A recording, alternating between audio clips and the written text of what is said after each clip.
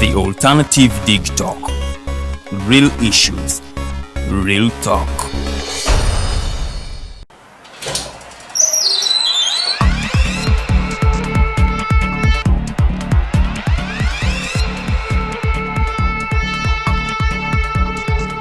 You have got to get up pretty early to go do something.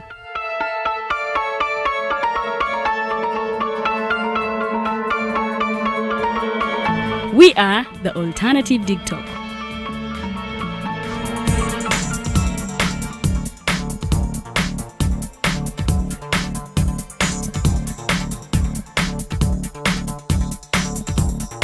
With our mobile studios, we are redefining TV presentation just as technology is setting the pace.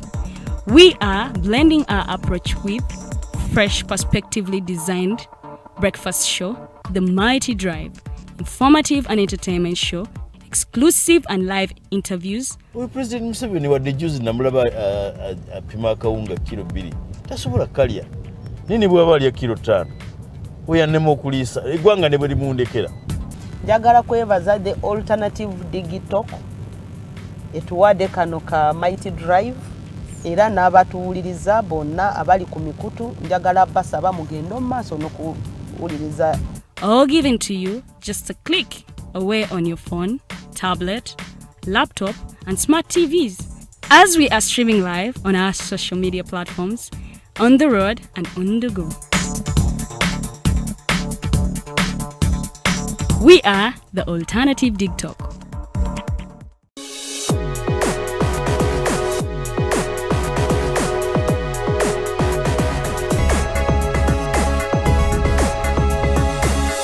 The alternative Digitalk. Real issues, real talk.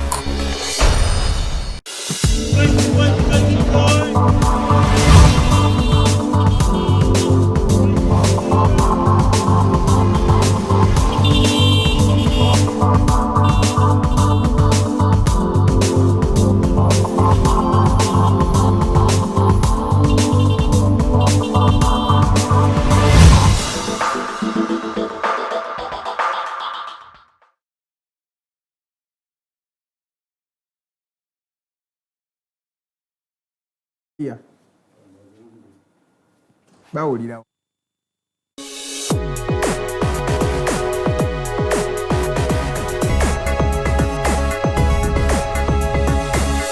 The alternative Digitalk. Real issues, real talk.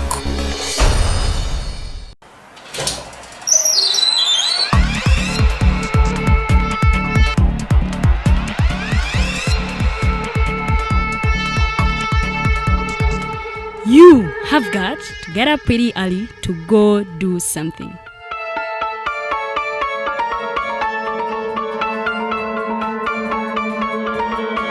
We are the alternative Digitalk.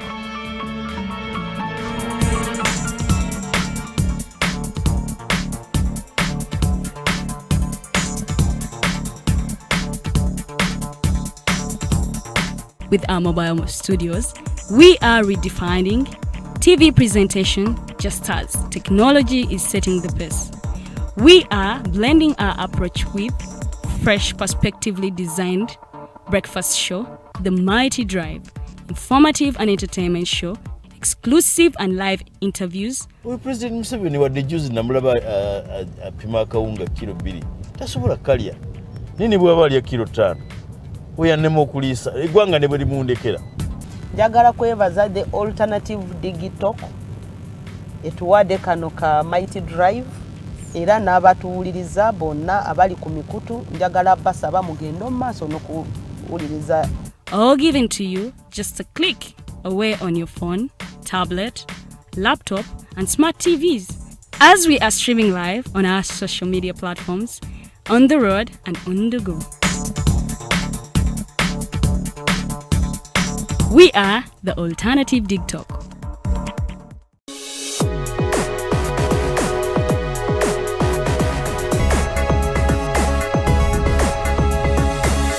The alternative Digitalk. Real issues, real talk.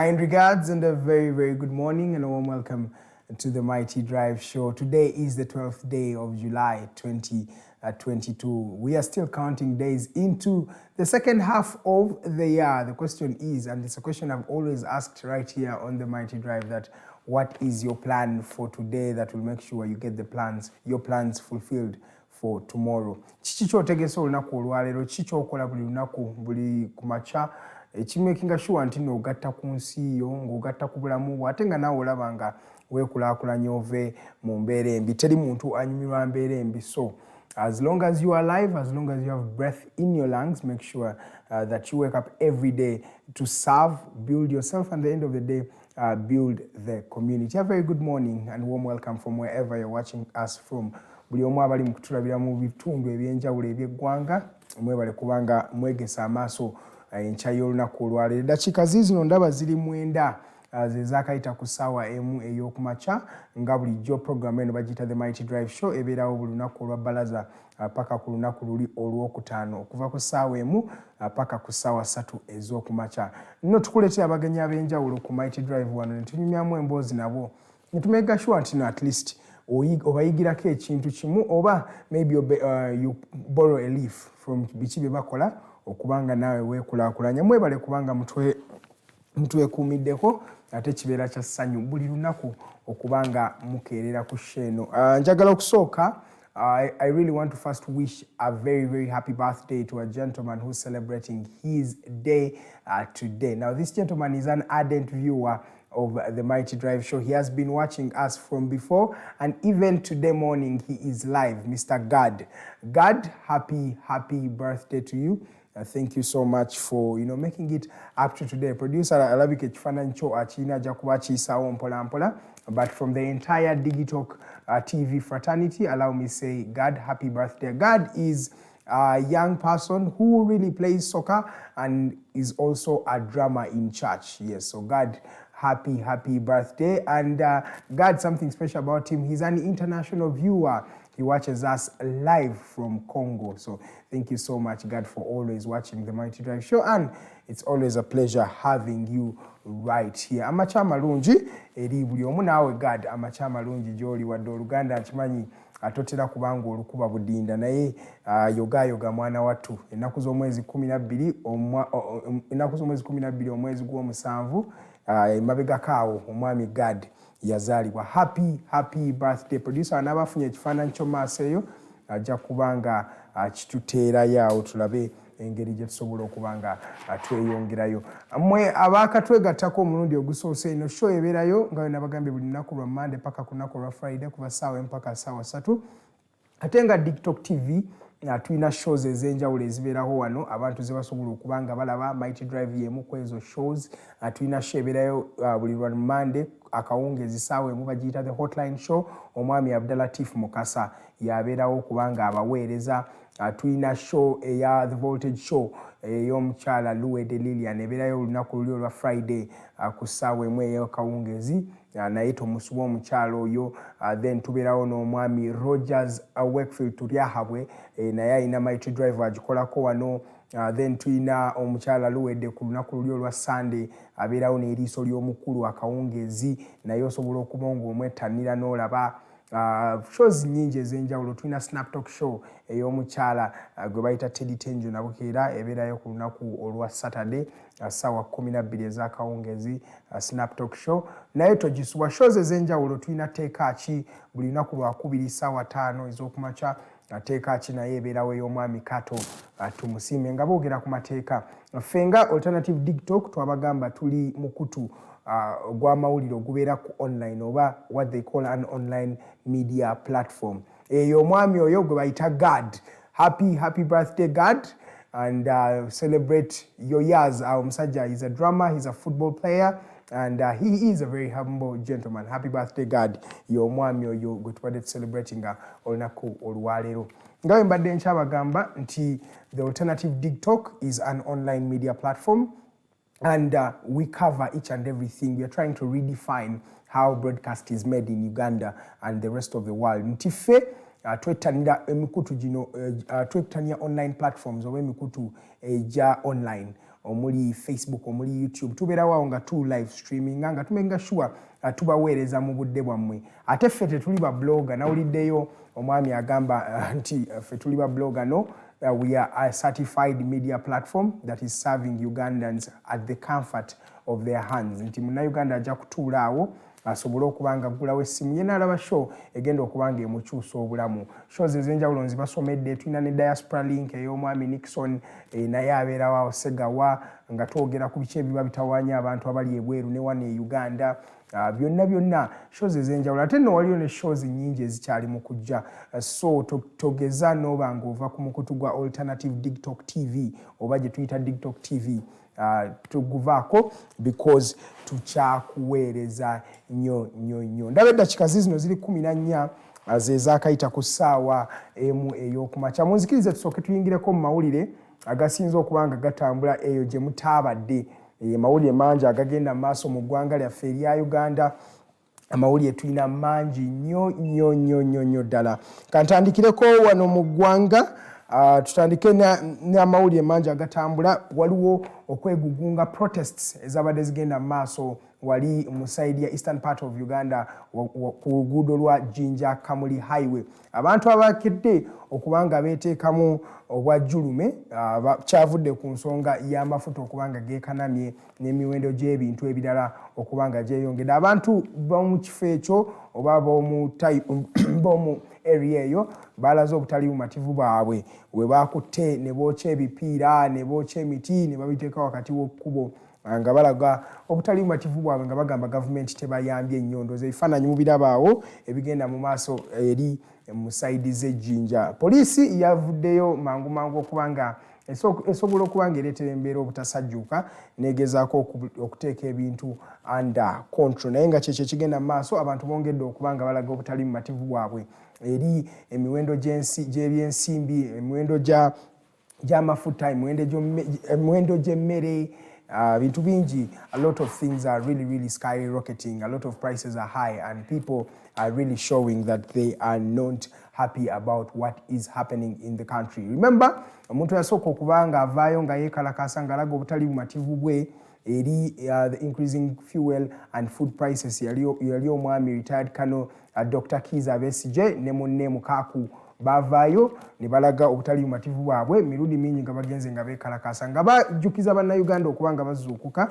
basobole okuba nga beerwanako so in that regard wetwogerera nga abantu era abali mu 8 bo bakwatiddwa olunaku lw'eggulo nga bagezaako okuba nga beekumamu ogutaaka poliisi egambye nti nno eno si engeri y'okuba nga tulagamu obutali bumativu bwaffe tetulina kuba nga tugenda mu maaso nga tuyombesa oba nga twekalakaasa but rather let's have dialogue but the rhetoric is has dialogue solved the challenges of Africa has dialogue changed or helped in mitigating the challenges that very many Ugandans are facing? That is a question that maybe you and myself can really answer. But at the end of the day, the people do whatever they deem right in order for them to be in a more comfortable and peculiar area. So in that regard, osobola nawe okubanga ombuulira gwe kiki olowooza, is it the right way of showing what is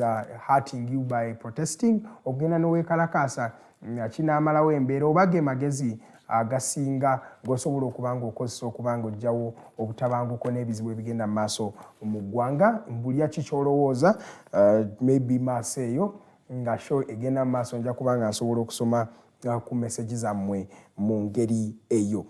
Tuveeko kaawo tugendeko ku story endala nga oba tusookereko wano yeka tusookere wano e Uganda tulyoke tuveewo lumu tugende wabweru w'eggwanga. Lydia Wanyoto omukyalo oyo abantu abava mu area za Eastern Uganda omuli Mbale, Soroti, Kabera Maido, bifo bingi eyo Tirinyi, oviiramu bwa you go up to Kumi abamanyi that belt. Omukyalo oyo Lydia Wanyoto mulina okubanga mumumanyi. Omukyalo oyo ava mu kibiina kya NRM, yaliko omubaka wa parliament nga akiikirira ekibiina kino kya NRM. Ate kati she's one of the biggest NRM mobilizers we have. Ewakawe oba mu makage ye ne muganda we ewaabwe batandise okubanga in fact kankyogere nga wekiri omuganda wa Lydia Wanyoto avuddeyo n'agamba nti nno baagala kubanga bamutta omukyala Lydia Wanyoto ng'agamba mbu nno omukyala ono byavudde ku nsonga za ttaka bagamba nti ate ye Lydia Wanyoto agamba she is in her own right to fight for what belongs to her oba ali mu tteeka lye oba mu mukisa gwe ogw'okubanga alwanirira ettaka lye oba alwanirira ebintu bye wadde muganda we yagamba nti nno Lydia Wanyoto talinaawo ttaka wantu wonna so poliisi eyayingidde mu nkaayana zino bagezaako okubanga bazikendeeza abooluganda baleme kubanga bakubagana lwa kintu kya ttaka no that is the irony in the world nti obuntu oluusi olaba ebintu ebikaayanya abantu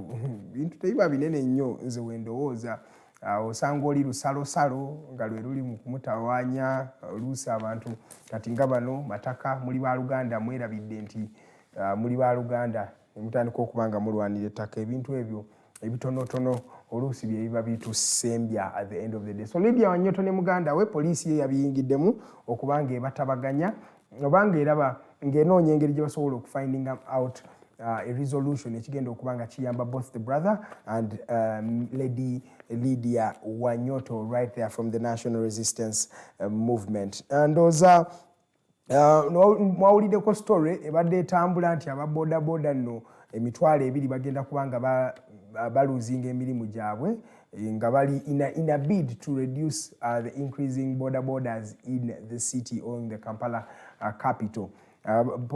Government ebadde ina byeyiya ng'eyagala kubanga ekendeeza kumujjuza okugenda maaso mu kibuga nga basazeewo bodaboda ng'emitwalo ebiri bafune engeri gye basobola okubanga bazijja ku kkubo kino bantu bangi bakirabyemu ebituli omuli Lord Mayor wa Kampala omwami Erias Lukwago eyavuddeyo olunaku lw'eggulo n'agenda n'afiling omusango ng'agamba this is out of order okubanga ababodaboda babasenza luti wetuba twogera okubanga ekibuga bakireetera okubanga kikkakana jjukira bodabodas nyingi eziri mu kibuga Kampala bantu bangi abakolera mu kibuga Kampala n'amamotoka mangi agakolera mu kibuga Kampala so in the bid to make Kampala city more maybe convenient for various people badde bagala bakendeeze ku bodabodas ntoza mujjukira ne bid ey'okubanga bakendeeza taxis obanga bazigirawo ddala baleete buses eziba zisavinga bannaUganda mu ngeri eyo so ye Erias Lukwago yavuddeyo n'agamba kino tekigenda kukola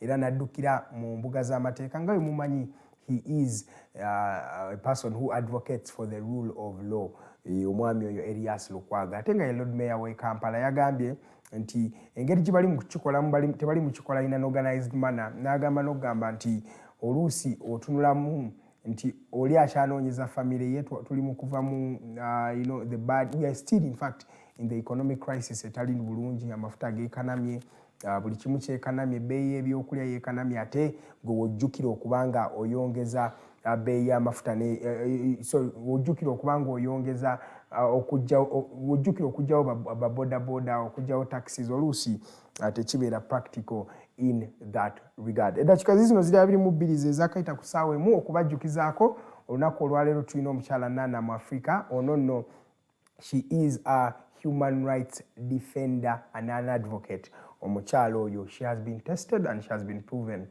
ye teyeeri antama omukyala Nana Mwafrika agenda kubanga atwegattako olunaku olwaleero era it's an all ladies Tuesday tulina n'omukyala bamuyita Namirembe Angella agenda kubanga naye aneegattako she's also a political analyst in that regard tugenda kuba tunyumyamu engeri abakyala embeera eno gye bayisizzaamu ate olowooza banaakola batya okubanga bejja mu mbeera eno embi nga bo abakyala and at the end of the day waliwo solutions government zeri mu kukola nga erimu zitailoringa according to the needs of the women themselves oba tuli just yawo tuli mu sakas so tujja kuba twebuuza ebibuuzo bingi ebikira ku ebyo nga twogera na mukyala Namirembe Angella ne omukyala Nana Mwafrika eddakiika 23 zezakayita ku ssaawa emu ey'okumakya gwali mu kutulabira mu taxi weewaawo weebale kubanga weekuumidde ku mukutu ogwa Digitalk TV gwali mu kutulabira ku bodaboda gwali mu kutulabira ewaka ng'ogezaako okubanga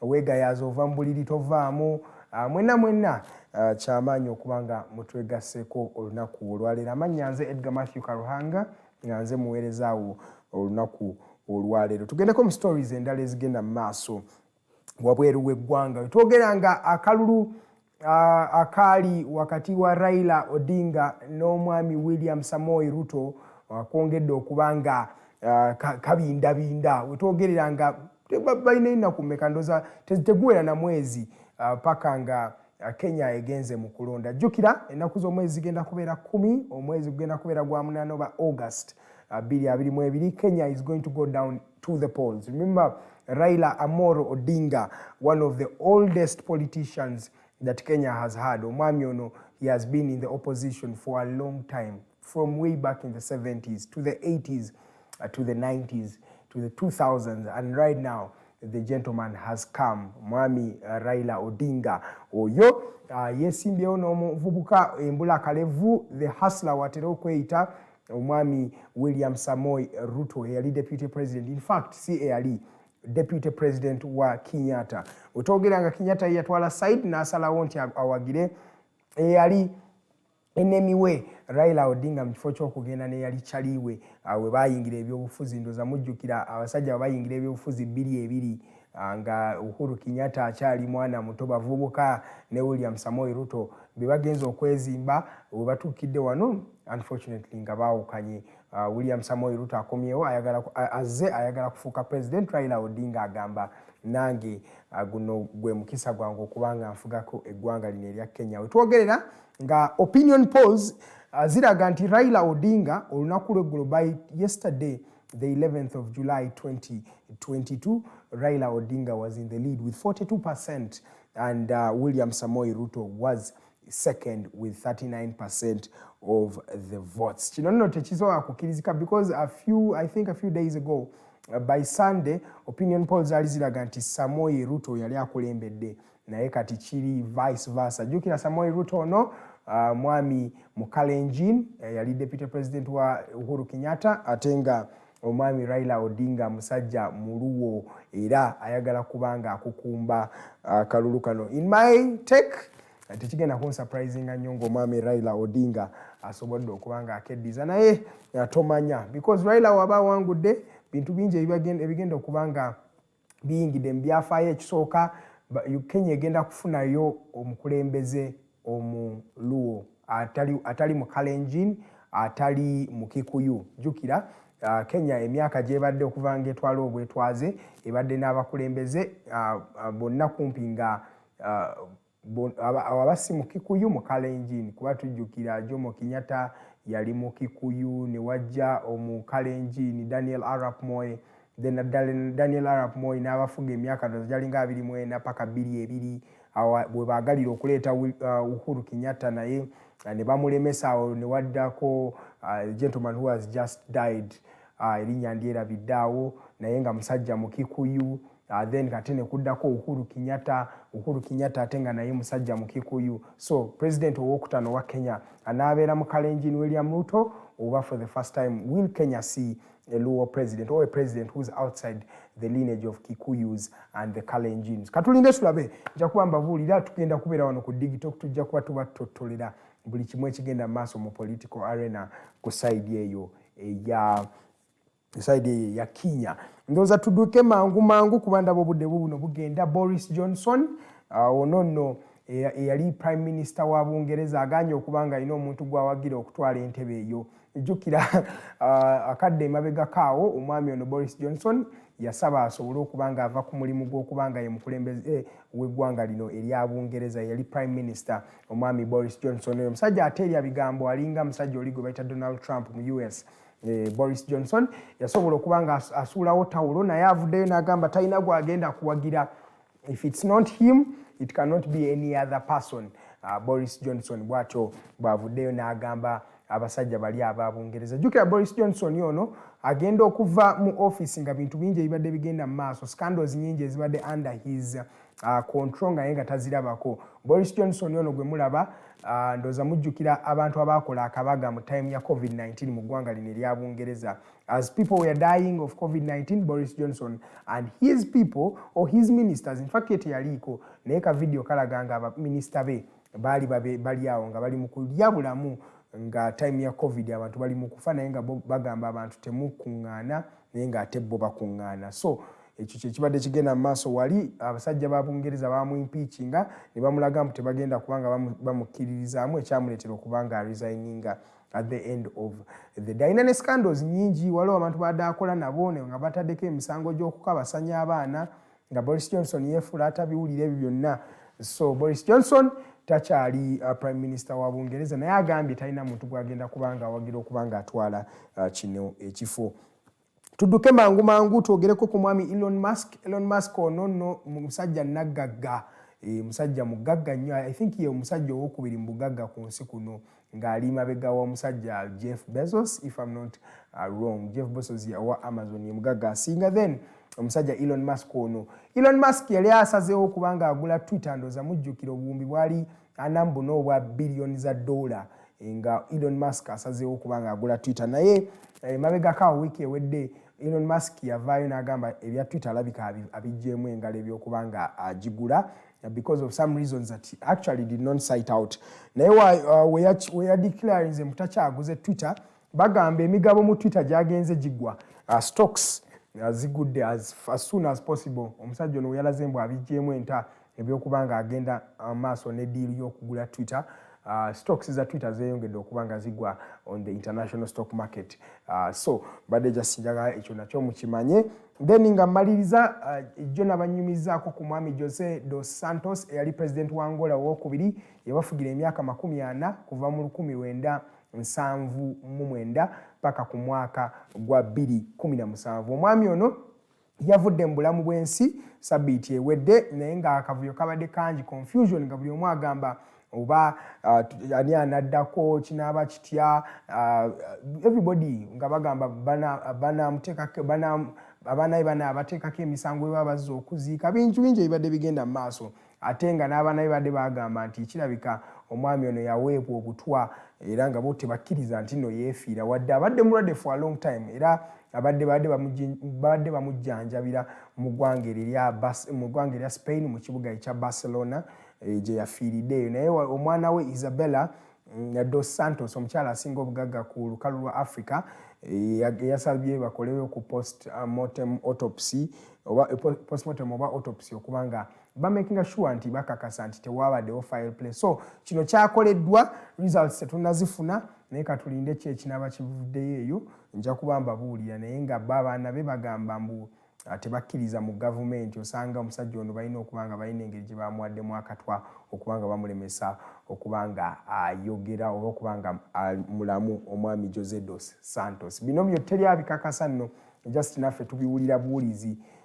naye katulinde tulabe autopsy report kikyenaaba egambye. Eddakiika zino ziri 3 muzikirize enkomaawo kubanga omukyala Namirembe Angella ne Nana Mwafrika bagenda kubanga batwegatta. Kumwebale nnyo okubanga munneekuumiddeko paka ssaawa zino. She kyagenda mu maaso toyinawo oba olaga just tuula butuuzaawo maybe teekamu charger mu ssimu oba funayo kacaayi kubanga Mighty Drive etandika butandisa. Amanya nze Edgar Matthew Karuhanga. Let's go for a short commercial break.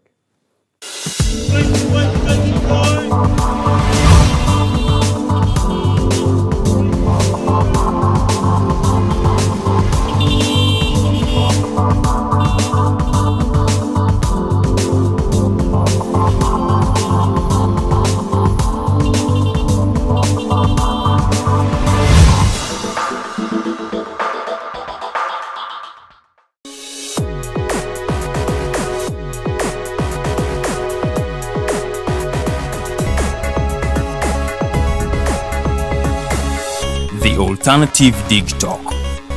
Real issues, real talk.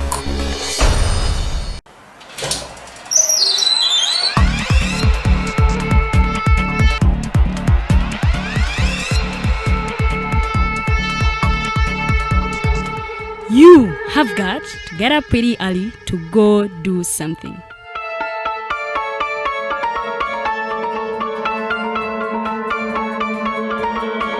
We are the Alternative Digitalk.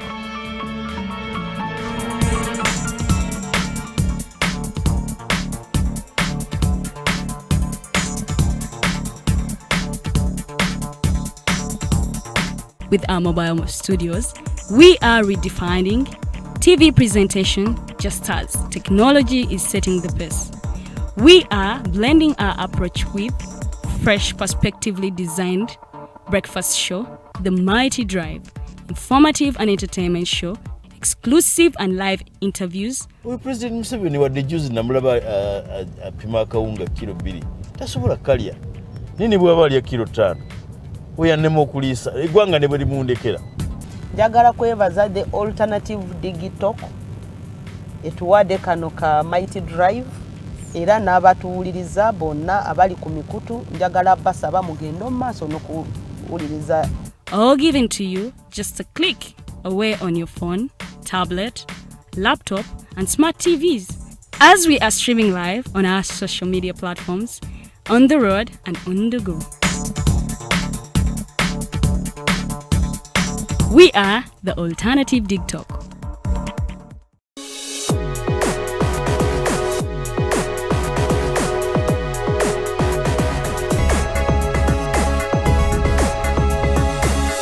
The alternative Digitalk. Real issues, real talk.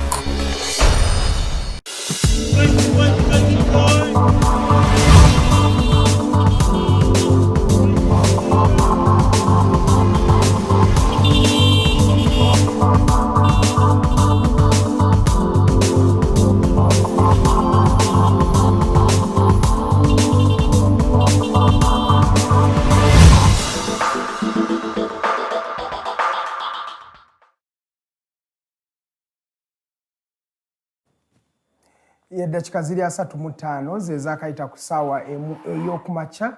Nyongera okubaaniriza ku mukutu ogwa Digitalk TV amannya nze Edgar Matthew Karuhanga okubanga mbaweereza olunaku olwaleero. Tulina okuba nga twegattiddwako omukyala Namirembe Angella n'omukyala Nana Mwafrika naye we twogerera nga tebannaba kubanga batuuka wano ku Digitalk House.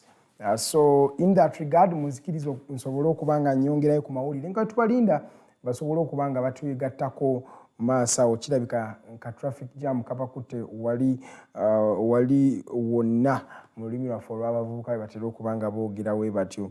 So mu ngeri eyo muzikirize nsooke mbe nga twogera ku stories ez'enjawulo ezibadde zigenda mu maaso mu ggwanga lya Uganda. Wano ndaba dakiika nga 10 emabega waliwo abafulumiza nti the Uganda People's Defence Forces brass is to be doubled effective this financial year. Emisaala gy'aba namaje bangi. In fact, budget eno egenze nnyo mu civil service wetwogereranga abantu bangi mu civil service abagenda okubanga bakifunamu. Omuli aba science teachers ntera okulaba bu memes ne bu video obutambula ku mikutu egy'enjawulo awo ku Facebook ne ku Twitter nga balaga nti abasomesa aba science bo kye beekola bebabeera mu nkuko kugamba Ugandans like to put satire to everything. Bagala nnyo okubanga buli kimu bakireetera okubanga kisesa abantu. So wano Delimon kyegambye nti abasajja bano bagenda kubanga beefunira ku nsimbi zaabwe naye nga jjukira abasinga bamu babaddabulinze n'obaddabulinga era n'abasinga bagenda kubanga bafuna increase by half nti oba obadde ofunanga tugambe nga milioni ng'emu oba milioni emitwalo nga 2 kano sizaafuna bwe zityawo around there oba lieutenant kano ezo sente zayinza oku milioni emitwalo nga 3 kitegeeza kati ayinza okubanga agenda kubanga amalira ali mu milioni 2 mu emitwalo nga 4 ebintu weebityo. Then wano bagamba nti ba voters bweyongedde okubanga they query illegal parishes in Soroti ahead of the by-election. Bali mu kugamba bantu bangi wano bagamba nti emiruka gitandise okubanga gyeyongera mu by-election ekintu ekyali badde ekyangu ate kati batandise okubanga beeyongera. Kirabika abantu bagamba waliwo ndoza abantu abagala okubanga bakozesa amankweto okubanga bafunamu ku miruka gino egyeyongedde mu time ya by-election wali mu district ya Soroti Wanejinja. Bafulumiza plan egenda okubanga ekendeeza ku traffic jam agenda maaso mu kibuga ekyo ekya Jinja. So there is a new plan that is rolling out. mawulire nno mangi agagenda maaso ebya President Museveni n'ogamba mbu no we are middle income country bireesewo akavuyo kangi buli omu agamba how does this happen. Museveni yagamba mbu according to the GDP gye tulina kati yalabira ddala mbu twayingidde dda middle income status naye ng'ate abantu abategeera zino ensonga nga World Bank yevuddeyo negamba mbu oba calculating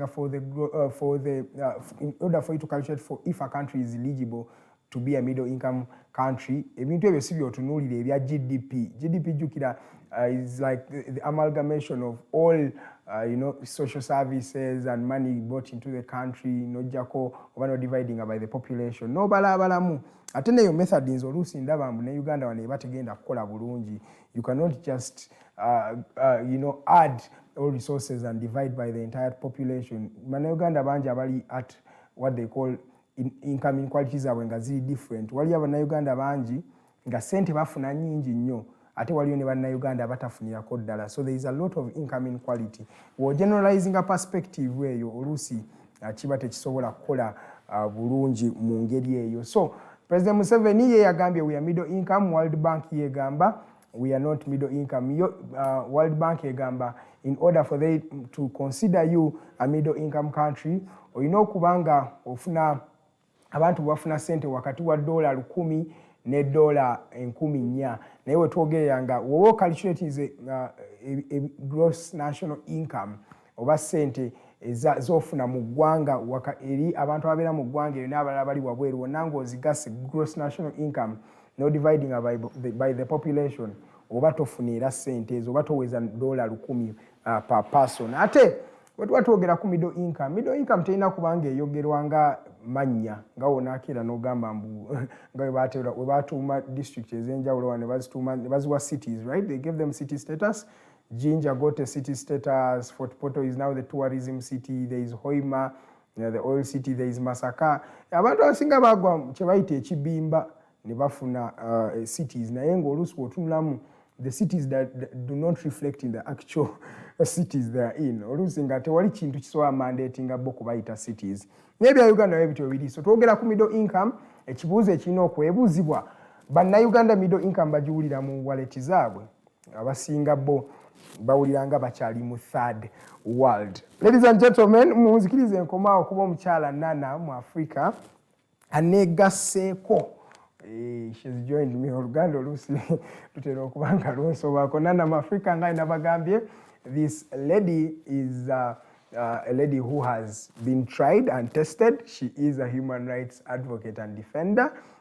Sibe bana abapalapase ye tumulabyeko ye mukazi ate eri antama ne we baali batugaddewo wano ku Digitalk. Omukyalo oyo Nana Mwafrika yali musaale nnyo mu kusaba si tekwali na kusaba mu kugamba abaali batukutte basobole okubanga batuta era it's really a privilege to have her as the first person on the show during our rebroadcast or our second phase or season 2 of Digitalk TV. Nana Mwafrika, good morning. Good morning. How are you? Digitalk ndi wa mukisa nnyo okuba nti nga bw'okyogedde ffe tuddamu okubaggulawo nga oluvannyuma lw'emyezi giweze emekena esatu namirambirira nga muli mu kibululu babaggadde mbayozaayoza muli bantu bavumu ogwo guba mutima muvumu. That's bravery. Okutuusibwako kye mwatuusibwako twali eyo ne tulengera nga battalion namba eri wano ekyalo bakisasamazza emmamba babeetoolodde. So muli bantu bavumu and that's the bravery gye twagala bannayuganda babe nga batwala mu maaso. Bw'oba olina olugendo weekoona n'ogwa tobeeraawo n'okaabiraawo situkawo kubirira nyiga ekiwundu. Naye bavaayo okwogera okimanyi they are crushed, you inclusive. Retired Kano omanye ebibadde bimubeerako, Digitalk omanye ekyagibeerako, naawe omanye ebisiba bikubeerako. Every time there is someone raising a hand, I feel like that hand is going to be hit anytime soon. Banji era bwe bakiraba juzi kikyali bwe kityo kiringa ekiri bwe kityo kubanga bannayuganda tebannavaayo kwolesa buvumu bubalimu. Tebannavaayo kunyenyetiza buvumu bogamba nti Besigye bwafaayo ne bakwata ne batwala egundi ne batwala ne bakomyawo abalala ne beeyongerera ddala okwekweka naye kiyina bekyongera okuwa obuvumu babaali batutte mukaaku ne mwami Besigye walaba abaana abaavaayo ne bambalira ddala nga Besigye ne bayiika mu kibuga nti affe tugenda ruzira buli gye bakoma okujojjobya abantu oba okulumya abantu okukola ebikolwa ebitaliimu nsa eri bannayuganda n'okwongera okukakanyaza emitima gy'abannayuganda n'okwongera okubawa resolve resilience y'abantu egenze ekula gwe kigenderere muntu ki be bazze bakwata batukwata lunye bwe mubadde mu kibululu era bankwata ku palamenti awo n'akaana kange ne batuwalulayogayoga linnya kabangali mba mukazi muvumu ne mbagala kabangali njirinnya ku kadi ki nzize mu private means akamotoka kaikali parked wali bwemba nina kyenkoze summon me or you know follow me there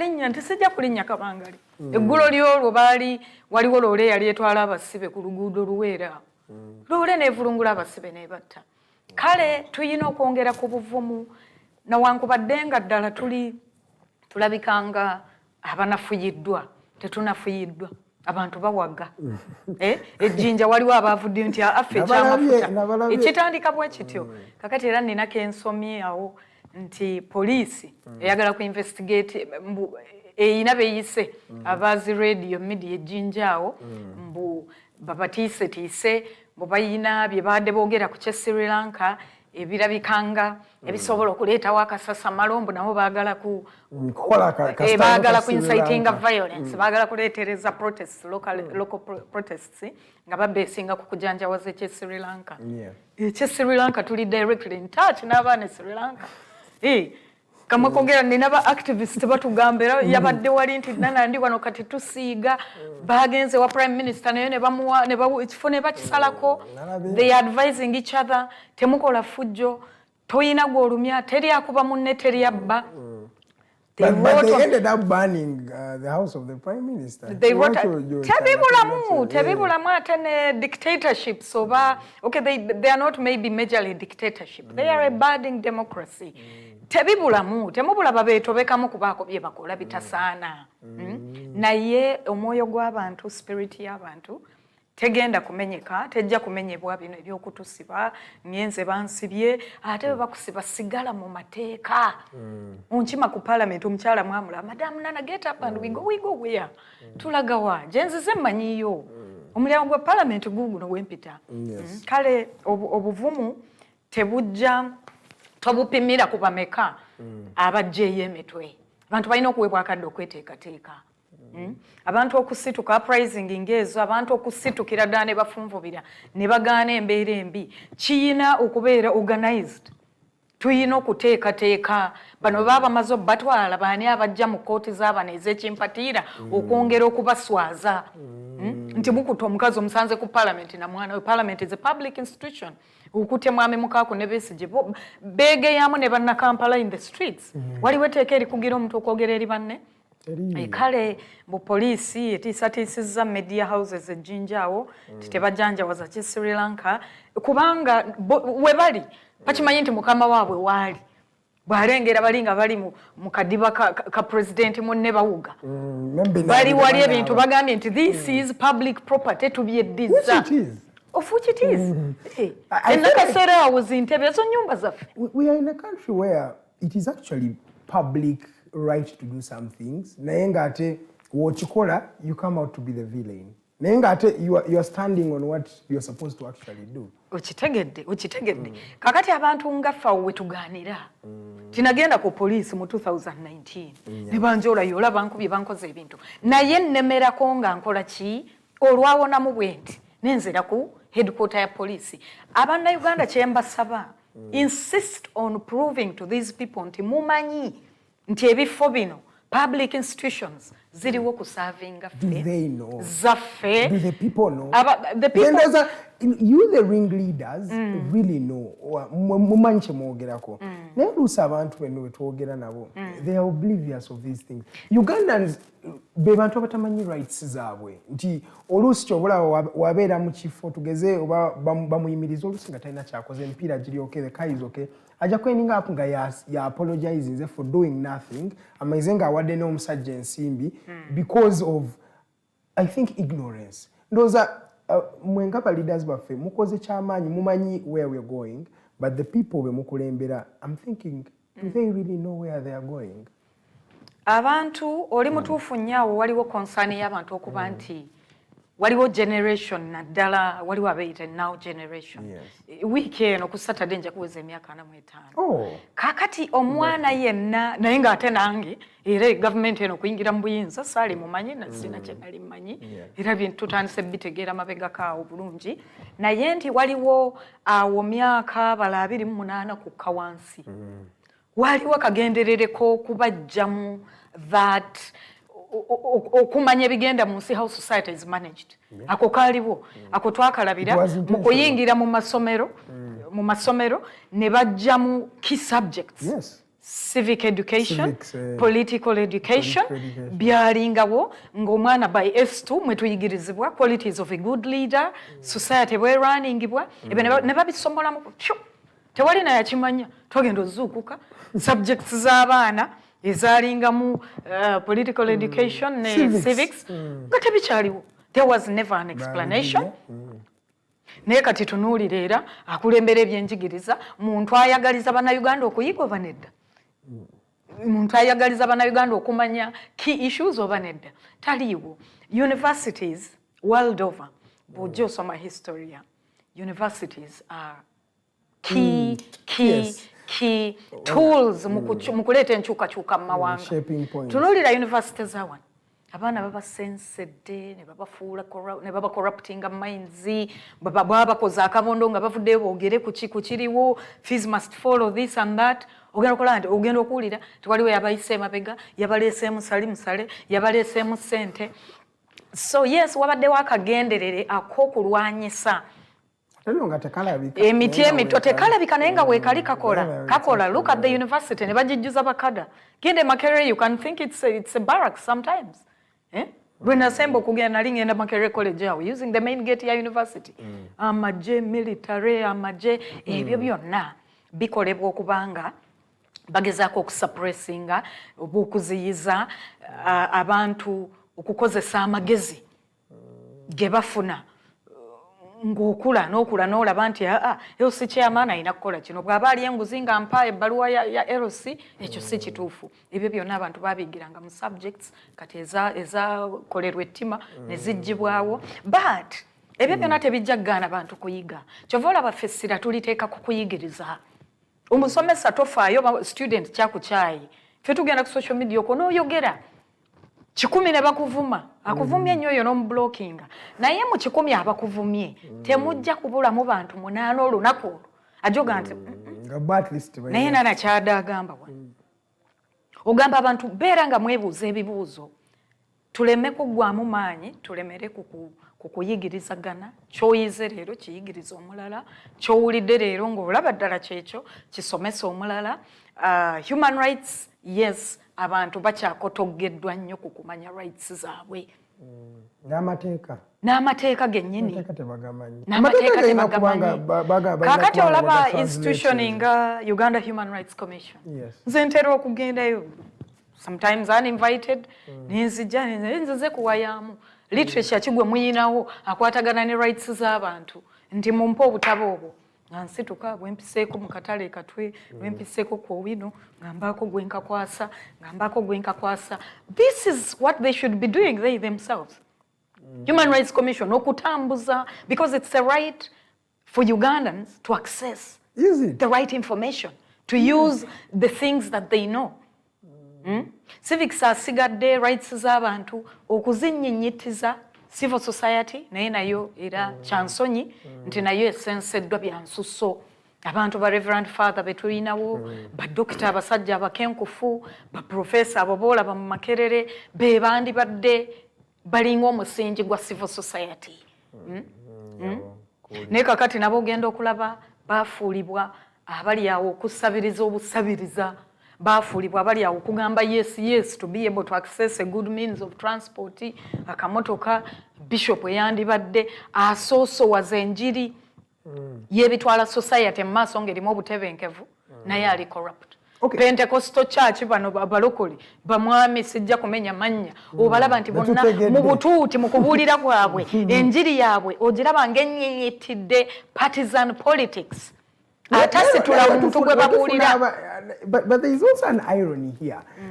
Sagala to ridiculing ennyo bali fenaffe tweyerabire. I feel naffe ngaffe abali ku the other side abagamba mbuno tulina okwongera ku civic awareness. Oluusi naffe we are doing this for a show. Not specifically you but people like you bajja wano for a show nti kamera zibalabe nti bafuna ababafunding nabo babakkiririzeemu but there is no intentional way of gye bataddewo kubanga ba-organizing ekintu kye baagala okwachivinga oba kitegeera nkutegedde bulungi nnyo batera kubayita batya there is a name they call them abantu akulaganya kyakola naye nga tewali kyakola practically. Exactly weewaliwe nkugambye nti civil society neesenserwa immorality No, opposition yennyini nga bw'okyo no waliwo n'omwana oba journalist waliwo omuntu eyakootinze munne mwami Council Semakadde yakootinze munne mu Facebook post we yakootinze oba wakumonita oba yaani nti many activists n'ateeka mu brackets into not all are out for themselves. Yes. Are selfish, they are out for themselves and they are looking for funding and visas. That's a fact. Kakati mwabo era olwaka ekyakandabisizza omuntu kweku to mention my name nti mwabo mwe muli Dr. Stella Nyanzi ne Nana Mwafrika abagala visa wansi wa post eyo yakitadde yeyise kepi something n'ateekawo wansi nti mwabo ensonga eyo naye erumye bannaUganda ate nga batuufu abali mu ekyo abali mu civil society abakunzeewo buwoofiisi nti ye NGO nga ddala kye banoonya kyekyo bwawulira nti Nana yagize wali ne baddukadduka n'akwata obufaananyi bwa Nana n'abukookerera bwawulira nti waliwo abaana be bakubye n'akookerera obufaananyi omusimbi ne guyiika people centered mind bangi abatagirina they are in it for survival bangi tetusobola kukyegaana nti omulembamba abeera omu n'avumaganya ki ekika ng'eya postinze bwe yagambye si ffenna zanavuddeyo in defense omwana ne mugayi ye olowooza tokubye nnyo yakyogedde ku kiseera jo olunaku lwa jo nabadde ku Minister of Internal Affairs ekyambogaawo I only learned yesterday nti kati passport collection wekolerwa gavumenti yavaayo nefuula ekitagasa obutabo bwa passport obukadde bwe twalina tetwategeera emergency kiyali awo reason teyaliwo naye fe ababisunsula amangu era eddala abayimirirwawo okulumwa ensi ebisobwa ebigirimu twakitaputa nti baali baagala ssente mu bannansi naye applyingira gundi renew eyo enkyukakyuka eyo weeks ago era nasasula express kuba oluusi nkyali mukosefu luusi nsomokako neŋŋenda ne bandaba wentuuse mu kuwona naye nekikeerewa kakati jjo kyatuuse ekiseera nemba concerned nengende ku main nembuuza kakati yafuluma dda on the 5th it was ready in a few days naye kati olaba incompetence eri mu bifo bino sente basaba nyingi passport gye nalina gye nazze okukyusa oba nya upgrading teyali expired nayo nagigula ssente ezitali ntono naye bo bennyini abagimvalidatinze banzigyeko ssente endala emitwalo 4 zezimu kumpi si lwakuba nti nziyina naye ndi mu bisoberwa you cannot how do you live without a document kakati nensoma waawe ensonga bannayuganda ebibanyiga zezimu ku nsonga just okwadinga ku ensonga tonnagivaako dde ku ndala ensonga ya passport eyo nange ngenda gyogerako nti ogamba you're going to get an express passport so if I've paid for express I'm thinking express is like a week or okay at most 2 you apply for a passport today they give you for an express passport they give you the interview bagikuwa after 2 weeks. That's how it that's the interview first. Then you have to wait for another 3 weeks to receive. That means afunye express ngenda jifunia mwezi gumune wiki emu. Is that an express passport really? It's not at all. Era navudeyo nga chimbabula nakyo kubako kyenkyogerako kuba natuuse nenda I was supposed naina ka date kange mweri enkadde ng'already mulimu olukusa olunyingiza eggwanga liri enjagala okgenda omusawo andabe review ng'already eri mu June kati nkitandikako era the delays kakati olw'obusoberwa obwo oyagala obwangu 40 nebubako ogowola n'ogateeka wali n'ogabateera mu account ya URA nakeera lwempeebwa appointment natukosa 2 zennyini it was between naweebwa eri between saawa 2 ne 3 between essaawa eyo yokka line eyali awo yaliko abantu nga 500 toyinza kukkiriza the number of Ugandans seeking for travel documents as though there was an emergency. We should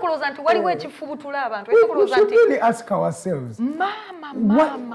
Why is there an influx for people getting passports? That's another deep story there. Mama.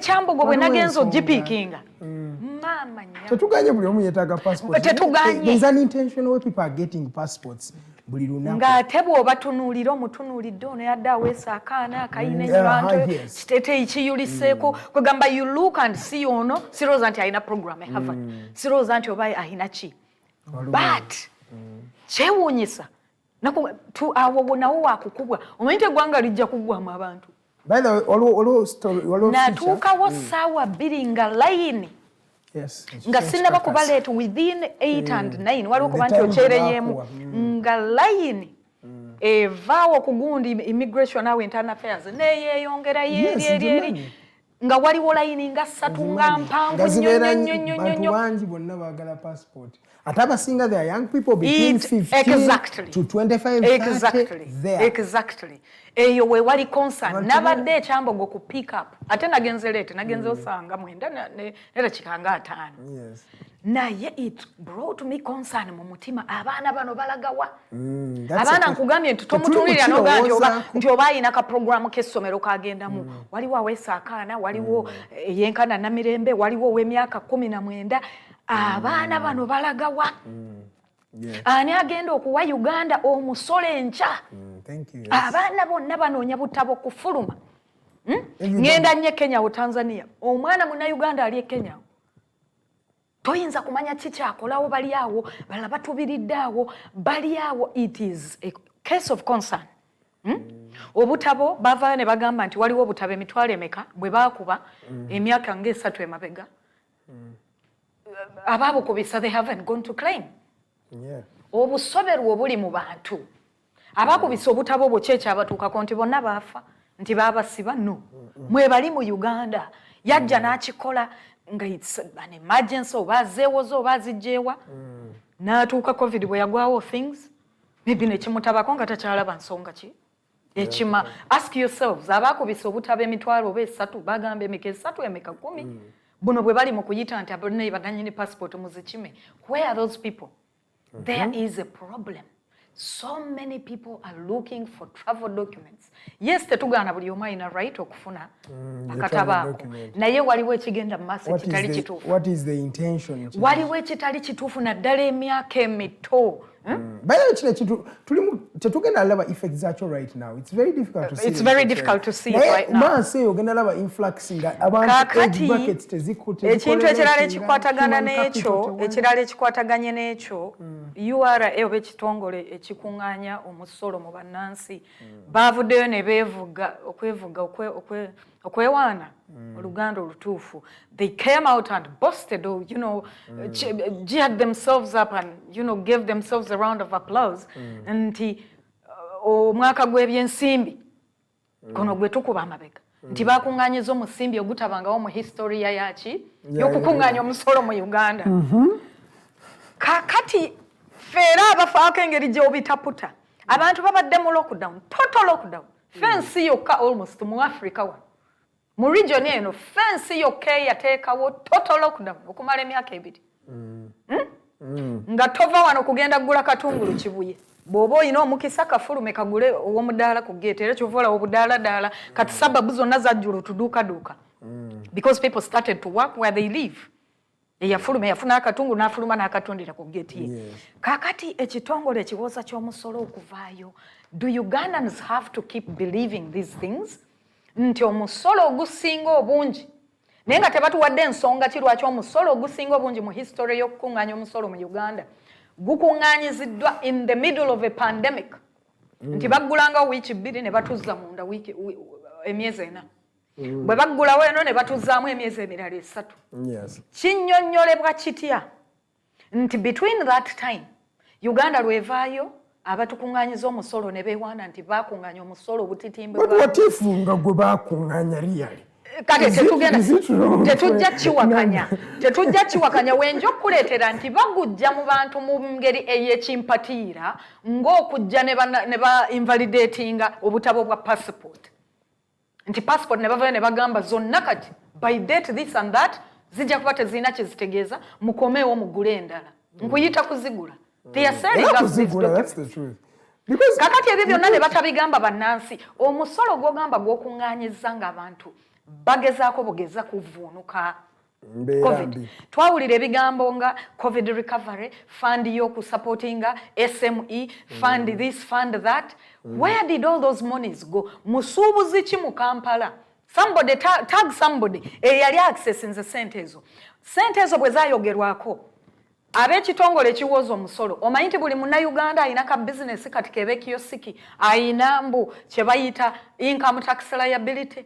Omanyi nti buli munnayuganda nze gwe mmanyi abantu benneegeeyamu nabo ng'alina akantu kaakole mu Uganda wano e Kampala wano alina message za URA email bu SMS eziyina omusolo gwe zimubanja mbu oguva abalala simala since 2012 awo nawo n'osimba wakati ne weebuuza bakuŋŋaanyiza omusolo mungi nnyo tebannyonnyodde butya ng'abantu abasinga baali baggale.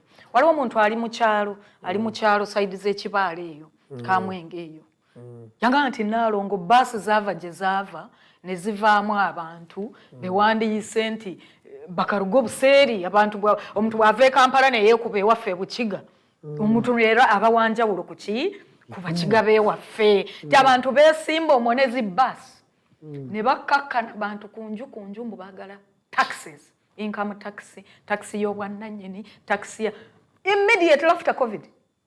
Bali banoonya sente twali twetaaga recovery as a country.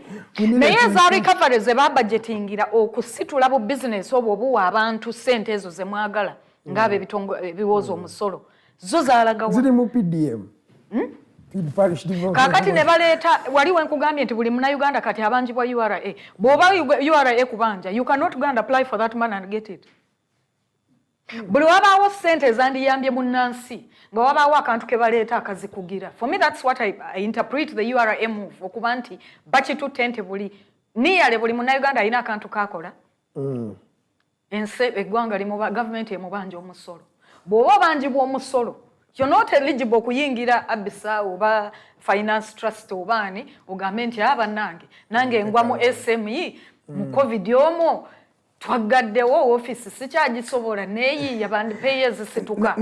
You cannot access these funds nga bakubanja. Bakozesa olukujjukujju to keep this money and eat it and eat it and eat it. I want to just pose something small or commenting eko then nzirewo omukyala Namirembe Angella twegaseeko gwatulaba program eno bagita Mighty Drive Show amanya Edgar Matthew Karuhanga ndaba discussion eri heated omukyala Nana Mwafrika ayina bingi ensonga zayogerako naye ku nsonga eyo njagala osooka oyongereko the mere fact that the president yavaayo n'agamba mbu we realized middle income status according right now to the statistics we have yagamba tuli middle income ate nekyebuuzi netukyewuunya middle income ngejja mu time nga buli kimu kiri bubi prices zeyongedde zeekanamye abantu tebalina nsente emmere ya buseere and that's when we are middle income. Kyevudde kugamba nti even URA okuvayo negamba nti bakuŋŋaanyiza omusolo ogusinga obunene bukyatubaawo. It is suspicious. It is most likely false. Oba bwe baba bagukuŋŋaanya babala guno ogw'okudibya bu passport ne bakamula mu bannansi abasobeddwa bonna abaagala okufuluma. Yes, kyeyavuddeyo n'agamba kaadi ne bagimumma n'atuuka ku geeti nti ate eno pate ya middle agiyita middle income eno pate invitation yo tetugiraba taata kakati bw'otuuka ku geeti awali pate ne bakugamba nti mu lisiti toliiko teweesansabagiraawo kwe kuvaayo kuli n'avaayo ennaku bbiri nga bamaze omugoba ku pate ya middle income bwe bamala omugoba ku pate ya middle income status kwe kuvaayo URN eva yegezeeko kibakinga nti look twesobola even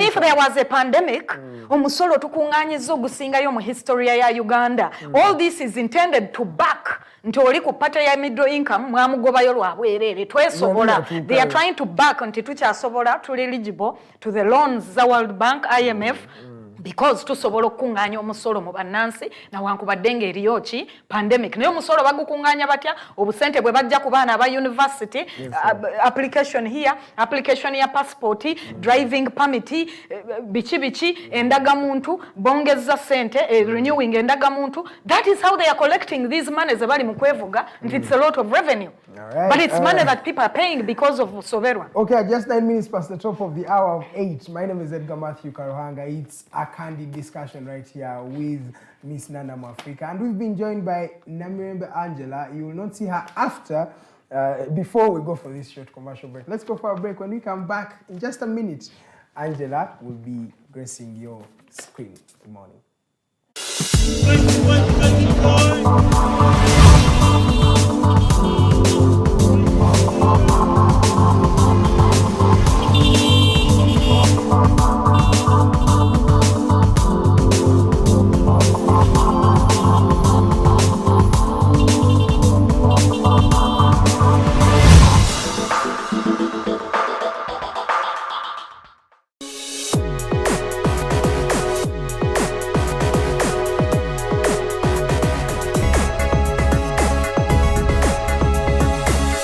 The Alternative Digitalk. Real issues, real talk.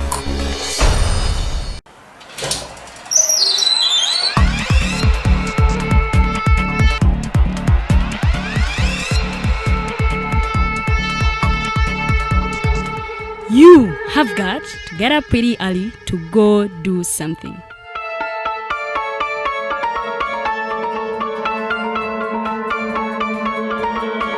We are the Alternative Digitalk.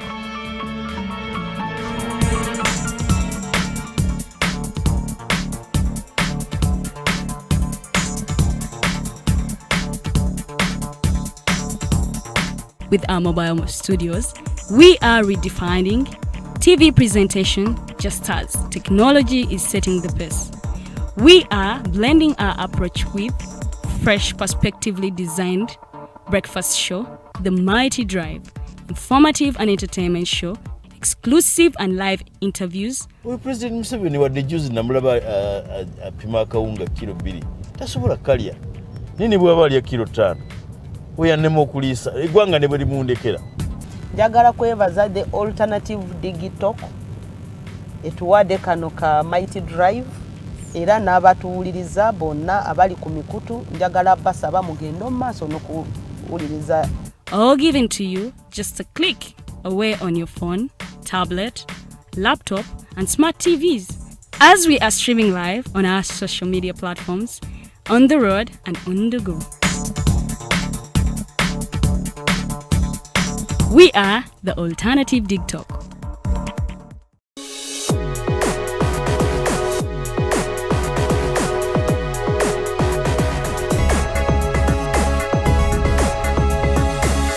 The Alternative Digitalk.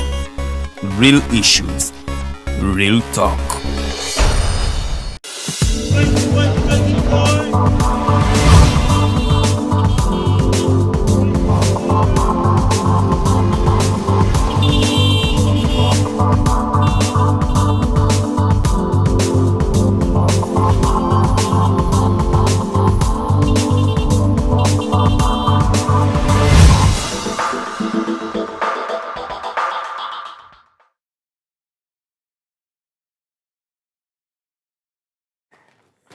Welcome back from that short commercial break. You are still watching the Mighty Drive Show right here on Digitalk TV. I'm your host. My name is Angella Namirembe, and I am with two intelligent ladies, Nana Mwafrika, who is a renowned political activist and human rights defender.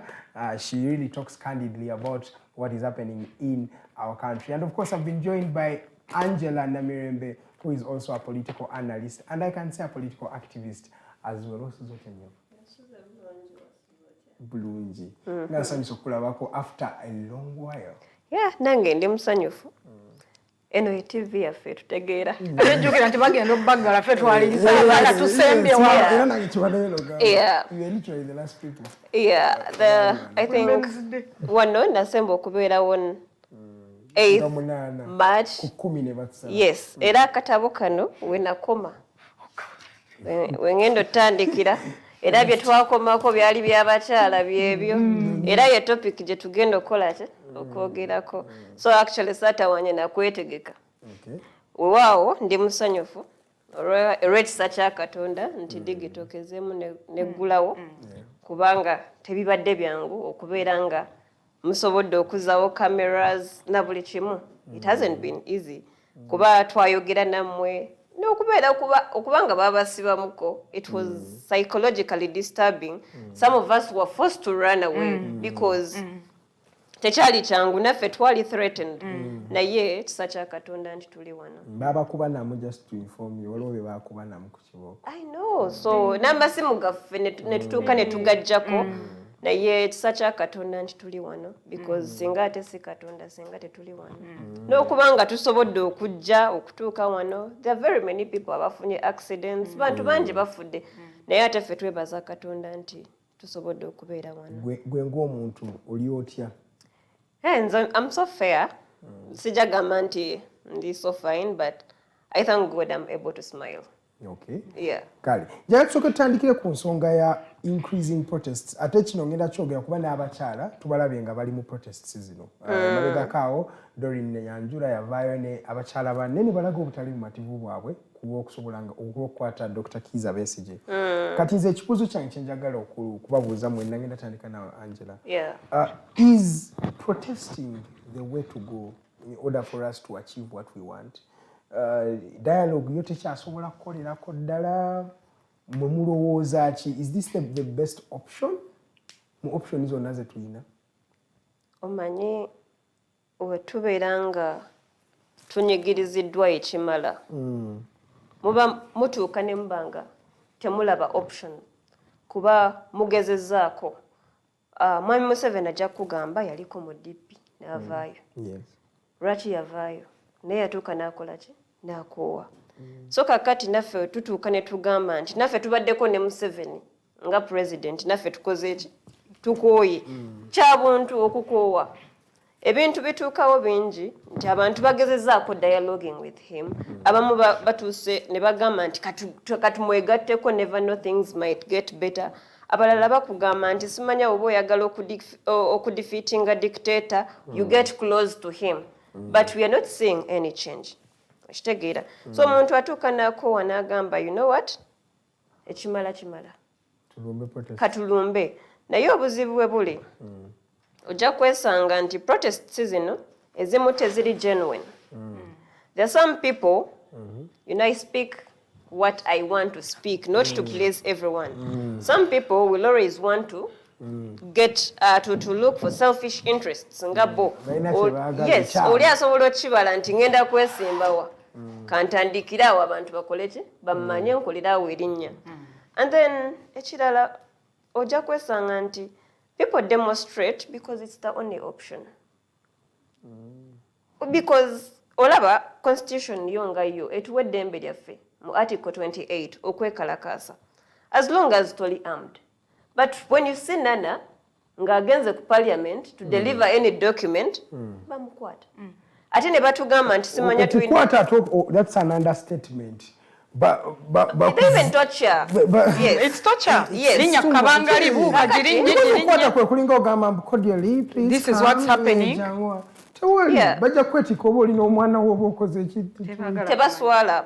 In Uganda, ate mwattu oyinza ogamba nti Nana mukyala bakyala be bagenda omukwata. There is a video you recently posted ng'omukazi alaajana ng'olaba omusirikale omusajja wants to touch her private parts. Nubuuza eggwanga lino liragawa eggwanga lino liri kuki. So ojja kwesanga nti ate emisango ebagyongerayo mu kooti. They'll tell you okwekalakaza tekwabadde mu mateeka, but ojja kwesanga nti bafollowinga kiri ekigundi Public Order Management Act Chipoma. Naye nzijukira we twekalakaza mu OTT over that OTT tax yaliwo. Illegal tax. Yes, it was illegal. Naye omusango gye gwaggwera nga ba lawyers bakuba ekintu kya poma. Ekitegeera. Naye kati this time around era police ekyekwekera mu kintu kya poma. Ekitegeera. Naye kakati tenga kyadibizibwa. Yes. Anti mu mateeka poma yali teri mu mateeka. Abaagireeta bonna baakola lukujjukujju nga etumanyi gavumenti yaffe. But era constitution ekugamba etteeka lyonna erijja nga teriri mu gundi liri against the constitution liribeera void, null and void. So kakati poma teri mu mateeka era nzikiriza nti bannayuganda balina okwekalakaasa mu ddembe. Era gavumenti byekula ng'ekozesa poliisi kubanga ne poliisi kati nayo yafuuka ya gavumenti teri independent ebikola mu bukyamu. Abannayuganda balina okuvaayo ne beekalakaasa because ebiriwo tebibasanyusa. It's one way to take their voices to the concerned people. Kuba ojja kwesanga nti essaawa ya leero ba parliamentarians ekintu kya gundi kya inflation tebalina kye bakyogerako. What do you expect omuntu wa wansi to do? There is nothing. Exactly. No.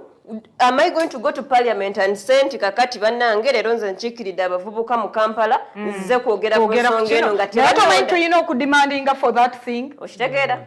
Tulina okugenda nga tukyusa mu bintu. Leka nneme musala kiri bimala ensonga. Nesimbawo.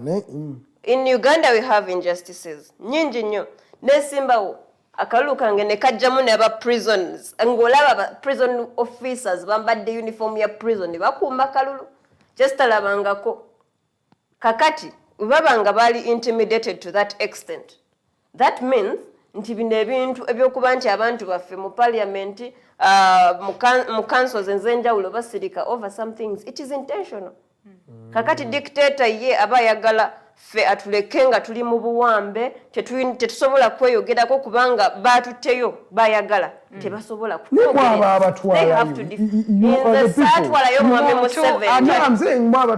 sente zezibaweerezaayo ku nsonga eyo era kwebanzizaako sagala twefuule nga ffe tuli basaalumanya we are victims. By the way, the people you see in parliament are a reflection of who you are. Society. Si wabali bwekugambye who I am nga banzi bakalulu kange. No, wale mubi wa kalulu. Nze nga babba kalulu kange ze sinda kalulu kennabba. Naye bw'otumba kati omanyi ekyo wekijjiramu mukyala Angella ne mwami ono replica ya kyetuli yeeri wali sakugambye dda morals abantu okusiimulibwamu okumanya omukulembeze alina kukola ki qualities eziriwa amasomo agasomesanga ebyo abantu baaga scrappinga kategeeza ki ebyo byonna babiscrappinga ku silabasi y'abaana omusingi omuto kakati obuuzizza omulamwa otandikidde ku is protest the only way. Waliwo omwami MP lumu gwe nakubira essimu Nana era biki MP wa oludda lwaliko be bali muki mu buyinza naye oluusi atera okubeera objective ate ye MP waki w'ekitundu mwempangaalira Kampala bwe twali twogera nanga naye nano olina content naye okwekalakaasa cannot be the only way. Kakati genda okole Facebook genda okole ki I said era byangamba byandeka nkiise bwe nti omutwe naye nga baddeko ebisanja ebyo bisatu akugambye genda ku Facebook amumanye Uganda ali blocked era mukozesa mu bumenyi bw'amateeka lyerimu ku mateeka ag'ekimpatiira agajja ne bamusibawo. But this came from a member of parliament gwe nalingezaako okugamba nti naye ddala abantu mubalowoozaako ki this is bad and we are going to suffer. Nabimugambye emyezi ng'esatu emabega. Look at what's happening today. Obubbi emisana tukunti abantu abayine emundu basalako abantu enabbingo nebabba mmotoka ku mmotoka MP omulala wa area yange muntu mupya nnyo yakajjamu weva eno oyo ye he's totally inaccessible. No message will reach. If it reaches, it will be blue ticked. They are unavailable to the people. Mwami Ssenyonyi yalinga ntwala bukyanga alondebwa njagala atulage okujjako gy'alabibwa nga basamba mu kapiira n'abavubuka. Where has he had yes mu butonament ewantu ewalala gy'alina otuuka abasajja abatakyasamba kapiira abasajja abakadde ffe ba middle age atutuukako atya. Why don't we see workshops or weekends where an MP comes back to the voters? Nze saamulonda naye bw'abanga yayiseemu yankiikirira akakatibwako kukola ki okufaako n'okuwulira bye mugamba. Omukyala gwe balonda e Kampala kubeera naye nze saamulonda nali nnonze gundi dokita nalonda dokita naye kakati Shamimu n'ayitamu era ne tumwagaliza okukola obulungi ne tubeerawo nti tunaakola naye sirina gye nali mulabye.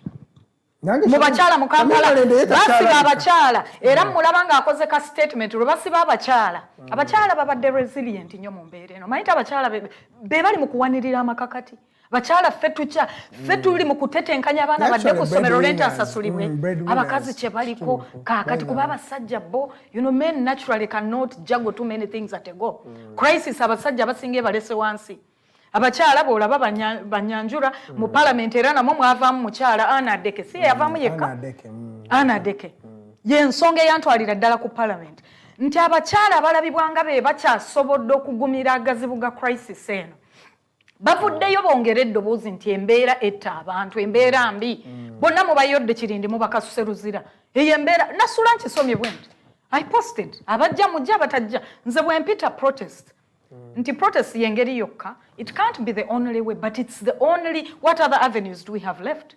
MP ngamba nti nkole live sina data tayina kumumpa but I'm saying I cannot afford. How many people are even on live? How many people are even on that? Tola abantu byonna bya oweka akulira abantu mulimu ab'obutale mulimu abaaki mulimu abasindika ebigaali naye ye MP abasuubira nti bonna balina tablet.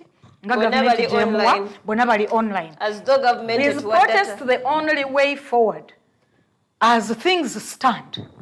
As things stand today. Protest, remember, is not a riot. Protest wano bagezaako kifuula ekintu ekiranze nina emisango gya incitement to violence toyinza gibala bungi. Wano protest government oba abakwasisa amateeka abeefudde ekirala bagitaputanga ki incitement to violence bagitaputanga kukuba nkuŋŋaana zitali mu mateeka but protest is the way forward. Protest wejjidde wali omwana waakonyeemu mukyala Namirembe nti protest yandibadde oba oli awo erina weetutuusizza naye yayingiramu bannakigwanyizi ate nabo oluusi bayingira tebamanyi nti banaafuuka bannakigwanyizi. Omuntu atandikanga Nana ng'ekimututte ku poliisi alumwa lwaki okuba Kyagulanyi lwaki okuba Besigye Jjinja lwaki okuba Power nga ŋŋenze ddala ng'ekinnuma it is legitimate. Bwe nkikola emirimo enfunda kamera zikutte era ekivaamu nze the last election nabadde nkyawenyerera ku muggo but many people approached me. Nana weesimbewo kisa bantu tebaliiwo bantu wonna wajjudde weesimbewo n'abeewaffe gye nkugambye Bukiga napererezebwa n'enteerebwawo ne bwe nagezaako okwekwasa nedda nomination fees weziri weesimbewo nti community yepushinze abantu abamu into places they are not ready for. Olw'okuba nti gundi yeekalakasaako olw'okuba nti omuvubuka gundi yeekalakasa ku kyalo yavaayo n'abuuza directly the people olw'okuba nti tebalina ssuubi bakinterpretinga nga yeyekka asobola okuboogerera. And in some circumstances kituufu bwe mbanga seeri antama nga siina platform olwo bwe njifuna naye kati abateeridde entama platform bw'agifuna. Olw'ekintu kiri kyenkugambye tuggweddemu ensa. Abaana bano abakiikirira abantu mu parliament opposition kati aba leading opposition. So nze bwe mbagamba mazima oluusi ne batuvuma ne batuvoola nenze nsigala ku mazima nze ne bwe nsigaza follow naye ng'ategeera kye njogera n'abaako gwakisomesa. I am very happy with that. Twabagamba abantu bali mu concluding abantu be tuyitamu omuntu wa wansi agamba nti weeve yajja ettattanye omulimu spirit ya activism, spirit y'abantu okuvaayo ne bagaana resilience eyo eya Besigye agiyita atya mwami group ya PFT bagiyise batya, how can you say it, gundi ekigambo kigenze but omwoyo ogwo gwalemerako defiance kyembadde noonya defiance gyembadde noonya abantu abajja ne batulaga nti it's going to be defiance nga bakozesa ebigambo nga twebereremu teri kuzikiza kiggwa ku luno omwaka gumu ng'ani agumuwa. That gave people, that gave us activists. Kankudiremo yagamba nze ebyokutwala mwami Museveni mubindekere ogwo mulimu buli obakole kyasobola nensiba saati nenjitwala wa IGP tonsala kirimi aboleka nzijuzeeko. Why are people very bitter and everywhere? Why are people seemingly bitter? Why are people judging that activism is actually a way that people come out? Omuntu nagambye ya postinze activists nateka not all are out for themselves to get funding and visas. Activists like Nana, actually, by the way, if I may put you right, we don't get any funding from somebody. If anything, isn't take activism gwenda kolanga ngenda wa IGP mulungule ensonga z'okuba bannabyabufuzi ne bannansi ne tear gas. I didn't ask anyone for fuel. I didn't get funded by anybody. Abantu abansanga kukubo nga mbuuze emmere y'abantu mu COVID eriwa abayina omwoyo gwa activism yakwata nti Nalongo guno omutwalo gula placards endala nze sisobodde kubeerawo gula placards. We do not get funded. Funding goes to organized NGOs, registered NGOs, many of which are supposed to actually look out for actions that defend rights of citizens. That's how those people get connected to us. Bebayita ba human rights defenders oba bo bacheyita. These NGOs ezikokedwa ezirina footing eziri registered. Those are the people that get funding. Nobody funds Nana to go to Makerere and protest my son being beaten by military. Nobody funds me for anything. So abantu bitterness gye bafunye ku activism bakizudde nti buli eyavaayo mu linnya lya activism bugenda okuceeca ng'asaba kalulu nti Nana bwe nalabibwa nti poliisi enkubye ebifaananyi biyiseemu Nana is an activist ekivamu nga bagamba kale mumpa akalulu spirit eno ngitwale ku platform kugambye nti it's not entirely wrong if I can do it. Simba wakati katono omanye nti kati ennaku zino we batuuka mu parliament aba succeeding batuuka batugamba we are non-violent. Waliwo eyajerega ate tugenda mu kintu kya kunga tukunga for what? This is the time we really need people to come out but yambe in kubanga bakunze ekimala the mere fact nti twakava mu kalulu I believe tukunze ekimala akalulu kakunga ne kalulu was intended for that. So kati this time around tukunga for what? Nzikiriza fundikire ku nsonga ya activism oba activists we tujjidde ne tubanga abatama abantu many activists abavuddeyo yes brutality egenda mu maaso balabiddwa nga they are fleeing, others genuinely because there is a pressure that can't allow them to stay. Others indeed through olukujjukujju. It's true. Activism abaana bamwekwekamu baana bangi. Activism ali broad. Waliwo political activism kanku gololemu. I'm a human rights activist under the rights, civil and political rights. Civil and political rights. I'm not really a political activist. Naye awo nawo nja kutuuka wate kakati kye tulimu tukyekweka ki ensonga ze tulimu crisis gye tulimu ereeteddwa bad governance. But politics cannot be the only remedy. It can't be. Naye kati activism eyandibadde nga remedy. Activism eyandibadde nti bwe nvaayo nenteekawo eggumbe nti nedda bye mukola si bituufu. Abantu baba bagisomye abandibadde banneeyungako akalulu ako nga kagenda mu maaso. Waliwo abaana ba Nuupu, waliwo abaana be twakolanga nabo police brutality nga mulama gw'amaanyi.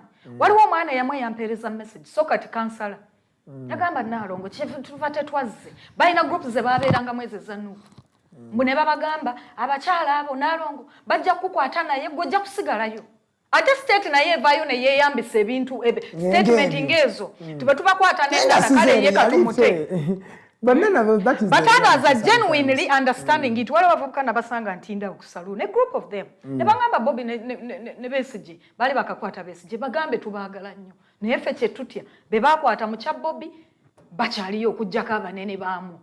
Bonna bakyali munda okujjako abanene bamutwe ne baani. Kebbi bwe banatukwata naye nze siyina bbeeru ya miliyoni 3. People told me that 2 weeks ago. To an extent obategeera. But to an extent, what has given them that thought? Activists avuddeyo n'ayitimuka either butchers alinnye ennyonyi agenze. Nkugambye nti not because of wrong reasons, others are really threatened. Abatalinnye ennyonyi kugenda, butcher akozeewo ka NGO nga naye akola ki asika ssente ezo ze batulangira. Bw'aba takoze ekyo butcher asabye kalulu ng'ali mu parliament olutuuka mu parliament ng'atandika okujerega ba placard activists. Nana kasooke nkubuuze kino ekibuuzo. Kakati abantu toyinza kubakwata nsobi bwe bagamba nti tuli bannakigwanyizi. Activism abalabikira nga ffe abalina bye twagala naye abali ku mulamwa gye tuli era tuguliko. Gye muli ate kirungi nti muli ku mulamwa. Naye ekintu kye twebuuza tuwadde tutoyagala ku protesting mu abakyala okubanga it's the only option that is remaining right now, it's the only avenue. Kyembadde ndowooza gwe as someone who has been doing this, who has been doing protests and yes it has yielded some results to some extent, but don't you feel there is also maybe a need for tulewansi tusooke twogere because Uganda ly'eggwanga erisinga okuba ne communication problem nga we wakyogedde passport bakugamba bugambi olina okufuna empya eyo wakagirambiza emyaka 3 tebakuwadde. I feel like tulina communication problem mu society sigenda nagamba government yoka mu society gwolooza tetusobola kutandika ne tu bridging up that gap ne tuyengeri then nekyokubiri aren't you fighting the wrong people when your guns are out for Kyagulanyi and his team or for the like-minded like Kyagulanyi oba teoli mu kwerwanisa at the end of the day sigwala omwanzo nkutegedde bulungi nnyo era ze concerns z'abasinga abantu bangi nnyo abandaganga okwagala kungi nana akwatiddwa post ne ziyita mukazi naye kati ogenda okulaba banyiivu bazibu banyigidde balowooza nakyawa Kyagulanyi inspired a lot of youths. Yes. It's very true. In fact, he awakened them to come out and ask a lot of questions. To politics. They didn't even. Then he messed up somewhere.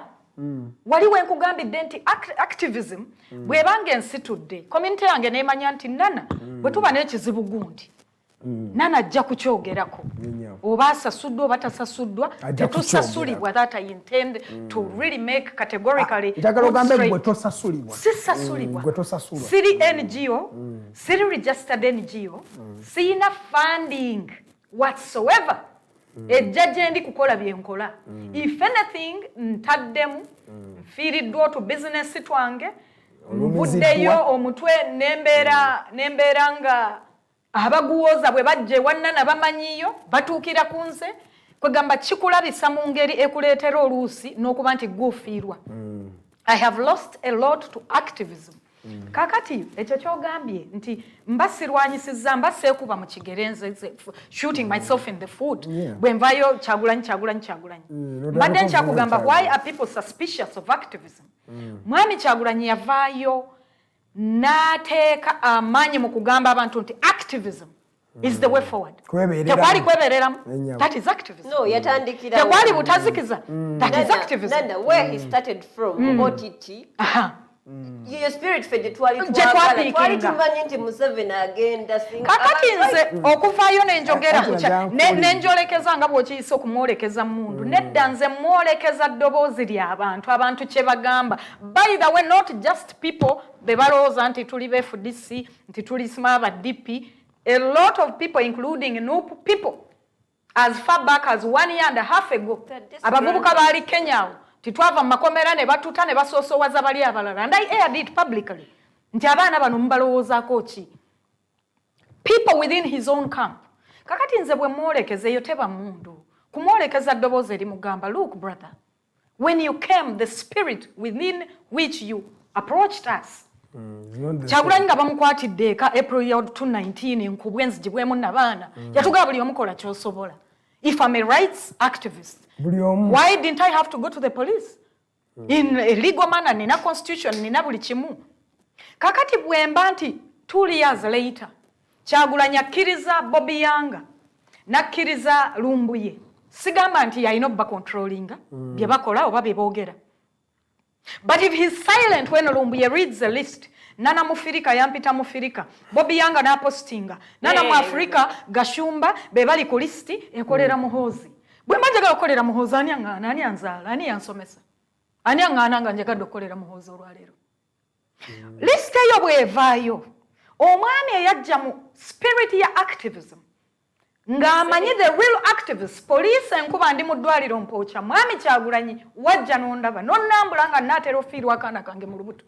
Era baba butaba bantu bakisa technology naki tetwandiramye nojja n'onnambula mwami Besigye najja n'annambula ne mukola bye mwakola okulaba nti ki mpona olwaleero bwe nvaayo n'empitibwa nnakigwanyizi waliwo eyaŋŋambye era nga wanuupu n'aŋŋamba what state paid my protests are state paid ate bwakyogera ekyo ne kyogerebwa omuntu ayitimukanga Bobby Yanga because these abantu be bakulusegere. These boys might not really have content eryawo ne bw'asiba akanyama ke n'ayimpawala ku Kyagulanyi. What he says is believed in. N'abaana gamba nti Nana akolera Muhoozi. Kyagulanyi n'akisirikira. Nana, that Sigambye he must defend everything. No, that reflects. Do you see why people are thinking activism is a plot for us to gain, to get visas, to get money, to go to parliament? Baba basobu abagenda mu parliament ku kadi ya activism. Juzi bava ne batuula ku lubalaza lwa parliament olunaku lumu for a few minutes ebekubisizaawo selfie bali protestinga ki Segirenya. Bukyanga mwami Besigye alangirira nti bannange agamba bantu nti banna embeera yeno mbi nnyo nkyamu ate nga tukiraba ate nga tugifiiringa. What have these people done in addition to mwami Besigye's activism? They are taking the other way. Batutwala mu ddwaniro, batutwala baleeta bannaUganda mu ddwaniro ne batukuteeka mu channel nti tulumba wali ne batuuka wali bo ne batema ne bayingira obusiko ne batulekaawo mu bbanga. That is why omukyalo ono Namirembe, just for your information, Bongo yagamba nti no buli omu akwata we abakwata ente bagikwata amayembe ate nga luli baatugamba abakwata amagulu, like everybody should do what they can to fight for themselves. Miss Namirembe. Yes, please. Oli wa ddoboozi nnyo okulaga disgruntledness yo eri the National Unity Platform and their leaders and maybe how they are doing their politics. Olowooza Museveni mu kinaana we yali mu nsiko ebintu ebyo tebyabeerangayo, but why was he able to facilitate different factions because they felt they all had a common goal? Abakayira balimu, abakasire gwanga balimu, from all different facts, everybody was there. And after they achieved the common goal, then why is it that we are looking at the nitty-gritties, the main goal no jireka? Ngawe nagambi ono Kyagulanyi owo omuvuma oba teweekubye sasi mu kigere naawe kenyini? Yeah, waliwo wembadde nnyingiriramu nga Nana ayogera. Yes, tandikirawo. Ne ngamba nti gye twatandikira si gye tuli. Bw'oba ojjukira bulungi twatandikira mu protest. Actually, this was the time. People power. 2018. People power chikonde nga kirumi. No, twatandikira mu people power. Yali tannaba nakujja. 2018, Bobby ng'ali mu parliament. This time in July, twali mu demonstration eya OTT. Era bu video bwange butandise okunkomezebwawo, social media doesn't forget. That's why I'm even remembering the season. Yes. So twatandikira eyo era ffe abamu twawalizibwa ne tugamba if it is this katwekigateko. I was representing students by then nali Kyambogo. Era nga nkimanyi nti omusolo gukola ki gunkosa. I need to research coursework bamumpadde naye OTT tanganya. Kati tuba tuli awo tukoze people power ne ngamba yes. Common goal for everyone. DP, FDC, NRM, you're welcome. Bambwate kama tubajjukira ba Patrick Nsamba, Ono Karanga. They were all NRM. They joined us. Ne tumanya nti tuli ku kiki kukituufu tugenda kujjawo mu 7 now we are uniting naye kakati political party gye yava era nina essala gye nsaba ne ŋŋamba ya Allah tetwakusaba political party kuba political party zaaliwo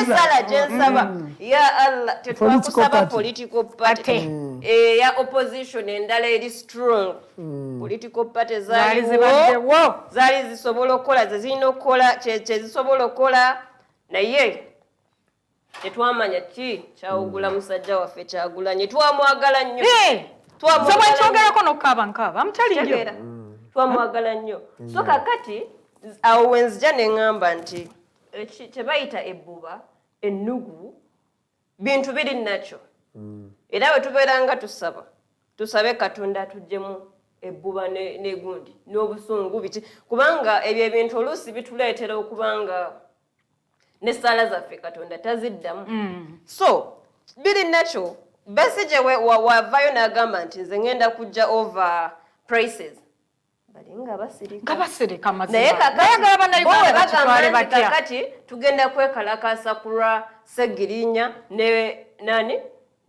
Sewanyana baagala everyone to ajje era nga batutaginga nani olaba mwekubira lwaki namwera musirika but wano Digitalk kwe bagikwata everybody was quiet they lost it no but this message was quiet even Kyagulanye was quiet everybody was quiet so kakati obudde bwatuuka tugamba kale wabanga wali omwami Abedi Bwanika yaga kale wetubanga tulemereddwa ekituufu kiri nti twogerezeganye ne government ekitegeera okwogerezeganye ne government yatuleeta mu lwatu yaga twogere kubanga ekimala kikoze kimala kati tutuuke tutule ku round table some of us twali okay with that because yajja mu public n'agamba nti twogere ne government abantu baffe babate naguno gwaka tebannabata naye what happened last year in September bagamba tutaddewo ki protest ku parliament as parliamentarians we don't know how they went back to parliament then ne baddamu ne bakola the same demonstrations olwo ne bafulumya n'obutishat we don't know still how they went back to parliament tugenza okulaba mama Segirinya bamuwadde sente sometime waita wiki bbiri ngazzeeyo ate akaaba how do you want Ugandans to trust activism besides tuba tuliawo I think in May batugambye bataddewo ebitabo simanya buli muntu gwe basiba bagenda muwandiikako but buli muntu ayatulugunyizibwa poliisi atuukibweko what has happened and what has changed ekitabo sikirabangako poliisi yantulugunya sikirabangako era nkyali ku nsonga ya jealousy ojja kwesanga nti obudde bwatuuka Kiza Besigye ne bamuvuma bubi nnyo n'atuuka n'okugamba sigenda kwesimbawo kirabika waliwo abasobola okukola ekintu bali bagamba amulemyo n'atuula n'anywa kacaayi ke I'm speaking n'agamba kirabika waliwo abasobola okukola ekyenjawulo kyesitakoze ne bajjako ni mwami Museveni so political party weyaviira naye nga tukkiriza nti political party tesobola kujjako ki mwami Museveni until we unite lindako I want to ask what different thing have those people done ekitafaanaganako na mwami Besigye kyeyakola don't you think actually tuli mu script yemu Besigye gye yawandiika gye bafollowinga naye ate era Besigye this time around omupiira alinga ate yagweddiza this time okitegeera nti kati abawangudde kuba tuli mu time ya crisis bagamba they are non-violent tumanya tuli mu kunga but mwami Besigye agenze ku street and that is what Ugandans want okitegeera no fenga abannaUganda tuli united but the people abatubuzaabuza ne batugamba nti simanya no tuli mu kulwanyisa njovu mukwate omutwe bagundi bakwate kiri ebyo bitubuza lwaki the leader takwata amayembe lwaki agayitira abo mukyalo eri ekasokoso lwaki mwami Luboya oyogedde ku mwami ate mutukirize tukozese ne kumanya gano si mu bubi si kyawangako Bobi oba Lubongoya ngenda okutuuka ku postinga publicly nga mbuuza kyetuliko nali mmaze akaseera mu inbox ya Lubongoya nana tusinkanemu si kirungi okwogera ku kyemwakola n'omuntu babiri naye munzikirize nkyogere awo wenava neŋŋamba nti now let me ask publicly tuli kuki bwe nabuuza ebyo we always knew teweesiganga munnalwanda we always knew her protests are stage managed oyo nabana yagisiika n'agirya a lot of hurtful words said by people that both Rubongoya ne Bobby know nakubirako Rubongoya n'akozinga gundi namugamba Rubongoya nti olaba ebintu bye tubagamba Bobby yangu olaba ekintu kya postings nti ndi ku list ekolera muhoozi ntize ekyo tekijja kunnuma because I'm an adult mudakiika budakiika omwana n'agenda na editing na posteringa n'alikyusaamu katono bwe kati but they still meant the same person because omwana oli kyagambye Angella akiyise bujja oba nebbuba baana bato tebamanyi Luganda ekyo kiba kuluma tetufuna nnugu nti oba bbuba it's not jealous it is pain coming from a sacrifice many have put in naye kati nga balaba egenda toge nti twayoza kakati bali mu kwanika bye twozezza yensonga lwaki bwe kituuse ku height eri mbasabanga Digitalk muyite mwami Kyagulanyi atuule wano ne Angella oba atuule wano twogere ku nsonga eno kubanga this thing has divided fighters. I know. Kyagulanyi knows fighters. Kyagulanyi olaba Gashumba. Gashumba yali mukwano gwa mwami Kyagulanyi. Yes, of course. He is not his enemy up to now. I understand Gashumba's heart. Twali ku kalulu. Linda.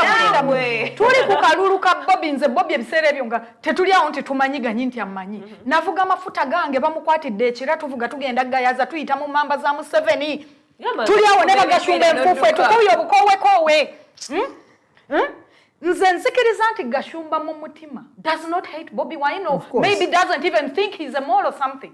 Naye obulumi olaba basajja mivule basajja mivule avuddeyo nga ayogera ng'ebintu byayogera the points are legitimate. Yes. Naye abantu babafaala ne bakuvoola they can cause you to just say things you don't mean. Ogambye mukyala Stella Nyanzi sayombako ne mukulu wange oyo lwa Bobby Wine avuddeyo ga kusajja katufeera kwanza nalongo linda muki kyebyo kigambo nga kinene gwoba mutitibya sijja mutitibya okukakana tuyombye publicly tuli bakazi bakulu eyatudde ebitayina makulu tabiwa makulu the people that believed in you and nearly voted you into presidency if that is if kyewaliko boyita mu maloboozi bongaga Bobby Yanga ne balumbuye n'obagamba nti ebirina makulu tobiwa makulu and you're preparing to be a leader. Nana, we love you, we believed in you, you have let us down. That message is in your inbox and he has since promised to me yanga bwave ebungereza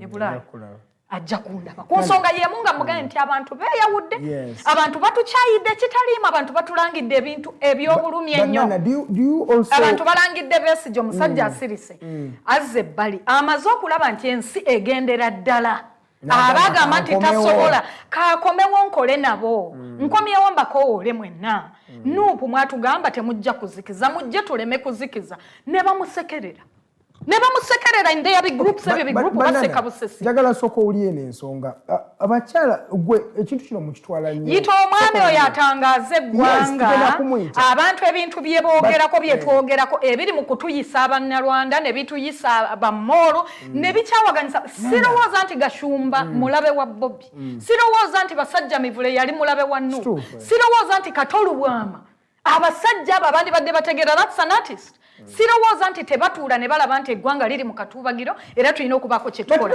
naye omuntu bw'agolongebwa from a young Bobby Young akina obwana batuula kakuulye there are intellectuals in the party that say the same things these boys don't write these things waliwo nze olumu eyaŋŋamba nti ebintu ebyosoma olowooza abaana be babiwandiise those boys can't write that stuff. I don't know why you're arguing with I am telling you ompakanya kubanga ompakanya I have been a sympathizer of that move. I was a part of that movement. I know. Bwebaleta party, I became a sympathizer because I am in rights activism. I don't really want to fall sides, but I have been nurtured by FDC. My resilience, my spirit, ya building ibwa. FDC. Activism ya FDC. So sinza bega na nakatono nakatono.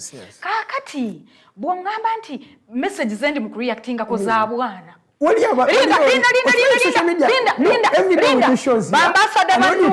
Linda. Bambassador Banup. When the talk show comes, I don't only talk about NUP. Mbadde ku mulamwa gwa kusala government expenditure. Yes. Nenkwata kuba MP. Saataliza natwaliddemu ne anti woyo mwana. Namutwaliddemu. Nabadde ku mulamwa juzi nabagambye bagambye train yatomedde abantu. Ne bagambye ekibuga kizikivu nnyo enzikiza mu Kampala mpitirivu. Omuntu n'avaayo nti Doreen ne Lukwago tuli basanyufu nabo bakutteko. Kakati bwe nayogera ekyo ekya nabadde njogera ku mukyala Betty ne ngamba MPs and other VIPs. Tuli mu katuubagiro. Tusaze tutya expenditure nga mmwe abatataddeewo mubiri nga bwe mwatusuubiza okulaba nti Uganda efuna amalwaliro. Buli lwe mubaako obukosefu you are assured of ennyonyi. Of course. Abantu bano ba protesting olanya wa NRM. Yes, tuli banyivu, maybe NRM byeze tujolonga it failinze, but is it only NRM failing us? Are all the members of parliament NRM? No, they are not. Our leaders are failing us. The leaders have failed us. I'm not reacting to small boys' messages. Some of these scripts are typed. This came from insiders. Abantu bompakanyaka, I've been their sympathizer, so I can approach any of them at any day. I know them. Omuntu mubbo gwendowooza nti I can rely on their information. Yangamba nti these boys are just representing the main thought of bolabanga banene. So they are props they use. They have bayino mukyala Bungereza. Mukyala Sewungu. Omukyala oyo avodde Besigye yamukolako story mbusimanya yatta nnyina. Omukyala oyo ayogera buli kive ku balwanyi be Uganda wano. Naye kyonga bwagenda mukyala wa Kyagulanyi bwagenda kasula wa Sewungu. What is the way forward? Way forward gye nabuuziza mwami Kyagulanyi nti mukoze kinene okwawula yawula mu bantu. Way forward eriwa era ninze his way forward. What's the way forward, Nana Mwafrika? Just for mumuleete wana abudde there nga China kyeyalidde nga just China ye data aliawo just yavuma because you do shows here every day. No tula kastoyo gya something. Sakugambye nti yaba inspiringa. Inspiringa. Zekatya musigenda kwa. He inspired. Yabadde ayunga n'agamba buli gwolaba nga kyakola tekijjaawo mu 7. Sometimes language esobya. N'agamba nti mukyawe ne sekukyawa. Nze sinayingira politics, active politics, but that statement bwe bantegeera Oluganda. Buli gwolaba nga byakola tebijjaawo nakyemalire. Mukyawe ne sekukyawa. Do you know that can lead us into a genocide? Yeah. Do you know that's why we are leading into abantu bakyaye Naalongo ne sekukyawa because they suspect I work for Muhozi. Yeah, there is everybody akolera Muhozi. Nyabo. What's the way forward now? Dakikabiri kuba obudde bw'okutwala. Kuga topic ya day of female resilience. Yes, actually I want to believe into Ugandan women are Ugandans. So buli nsonga egenda maaso mu ggwanga yetukwatako. Wow, female resilience in the current crisis ogiraba ebintu ebiriwo bingi. But I want to believe everything is political this time around. Very much. So we have very many challenges. Jakwesanga nti tulina patriarchy, we have sexism, we have racism, bintu bingi. Naye one of the solutions nzikiriza nti first of all ekisookera ddala twetaaga enkyukakyuka because we have the same old people abatufuze okuva mu 86 paka n'essaawa ya leero. What new thing are they bringing on table? But so the problem is them being old. We have the same old people with the same mindset yedda, so we need people who can bring new things on table. With the Kyagulanyis, they did bring anything to the table. Are they young people? We have a now generation. Because I also feel I know point here. Yes, but you see, because young people are in places of responsibility. And then young people is relative. Mami Kyagulanyi bawa myaka 4 eronga ku Saturday nkugambye mpeza 4 mu 5. The difference is really not there. Yeah. Naye bwe basanga bavuma abantu we are the now. Muli bakadde. I said we have the same old people. Yes. Because babaddewo for long. Kati kyebaleeta ekipya kyekitalabwako. If at all we had corruption, okuva edda nedda, it's the same thing happening. The same song. Can we have someone asobola otugamba nti kakati ewali enguzi tugenda kukola kino nekino and it happens? Can we have nti kati I was in Rwanda. Actually, I came back yesterday. Naye, can we have someone who will come on natugamba nti teri ku dropping akaveera and it happens? Because for Uganda twogera bwogezi nti tewali corruption. Seat belt. Okitegera tewali corruption. But Angela, what don't you know? We have abantu government ejja kugamba tulwanyisa abaana okugenda mu UAE simanya we are protecting them, but go back who owns the companies that are taking people abroad. My auntie Honorable Namboze yavayo n'akirwanyisa naye kyakomawo at some point yakirwanyisaako but kyakomawo weebuuze who owns those companies ate lwaki there is no regulation nti abaana buli lunaku genda ku kisaawe Entebbe tebagamba nti waliwo ennyumba endiraanye kati sun office gye babateekateekera wasiibawo lines z'otakkiriza. So there are very many things we have to change. The solutions are many, but the top solution yakukyusa bukulembeze bwali neggwanga. Ekyo kituufu. Naye nze ndowooza kukyusa bukulembeze, nze ndowooza kukyusa mindset y'abantu kuva bwansi. Because ekizibu ekiriwo, it's not really about our leaders, but it's about us. Waliwo nakugambye civic duty gamaliriza era omulama gwabadde gw'abakyala resilience in the current crisis. Abakyala tubadde bavumu nnyo kuva mu covid fe tuvuddeyo abakyala njozaayoza nnyo nsanyukira nnyo mukyala ene baju nyanjura wokuli abakyala bompozi bagwa mu pate ya FDC nze nga sesigamye ku pate gye bavaamu mbeebaza nnyo kuba nti mwavaayo ne muyimirira emulago ne mwongera ku ddoboozi ly'ebintu ddala ebikwata ku bantu in the current crisis gye tulimu amafuta emmere obuseere naki abakyala mbeebaza nti mukyasobola okutakabana abaana ne bali emmere abaana ne bagenda ku ssomero ne musasula bu fees balance mu bitundu kyenandisabye nga solution amateeka geeyongera okukolera abakyala abuse untold abuse eri abakyala waliwo eyannangidde era kwegamba bw'oba activist buli omu alowooza nti buli kimu gw'okisobola buli wamu gw'olina okubeerawo nali njogera ku kya cut expense anaalongo kati weekubira weesiba ku NRM ne nuupu kati season eno toyogera ku FDC kakati ekyakakwenza okyogeddeko ki nabadde simayina kyakakwenza what it was era yastim what's new on kakwenza this is something of months ago wayise olunaku nagenza okusoma ne mbako ebintu byensoma ne ntegeera ki kyabadde ate agamba the allegations is abusive of women nachi abakyala amateeka agakolera abakyala era naddayo ne mutaginga nimugamba nti I've understood why you thought yangamba yanya choosing anti Nana when it comes to your own you get selective amnesia. I don't get amnesia when it comes to people of FDC which I love and value very much. I don't get amnesia when it comes to Mwami Besigye omukyala Namboze Odorin Olukwago ensonga gyembanga nina okwogerako bwebanga nyanjula gwejja okuluma bwebanga ejja kuluma Lukwago oba mukyala Namboze nze njogerako n'obuvumu nga sitidde naye nga simukyaye ng'omuntu abakyala resilience yaffe ekyawaniridde eggwanga bw'otunulira abakyala sana abakyalemeddeko abasinga bakyala It's surprising by abasinga bakyala neefundikira nga nkusaba nti ku rights z'abakyala okuzisoosowaza abakyala bava ne bakaaba nti Kyagulanyi abaana be basiba be tulaba bakaaba nti abaana bwe bali mu makomera bakyala which means women are so much on the front line, on the forefront of needing change. Nkusaba mukyazeko mwami Kyagulanyi agato muwatwa ajjewo ekintu ky'abantu okukyawagana gashumba takyawanga Kyagulanyi Stella takyawanga Kyagulanyi kansome messages zino Kayemba Ddungu agamba the look of things is the country is actually governed by an illiterate Tibuhaburwa, not those who were hired for the job. Agamba the state is governed by lies and propaganda, the Lumbuye style. Yes. Nagamba Jagman Katagambe, but EU boss stated that the data used to determine Uganda is a middle income status was from the gross domestic product GDP and not the individual income and earnings. The truth is that we cannot claim the middle income status when we still have malnourished children, people dying of hunger, poor medical services, among others. Uganda's economists are a joke, including the Ministry of Finance. Look at the number of Nagamba, but at Angella, which parliament are you even talking about? Are you proud of your MP? If he or she comes for re-election today, would you vote for them? Did you even just vote a wastage of time. Did she vote? It's just a wastage of time to always think about that parliament as a source of hope to a crumbling economic situation. The deal house. Just know it is in a limbo. It's a deal house.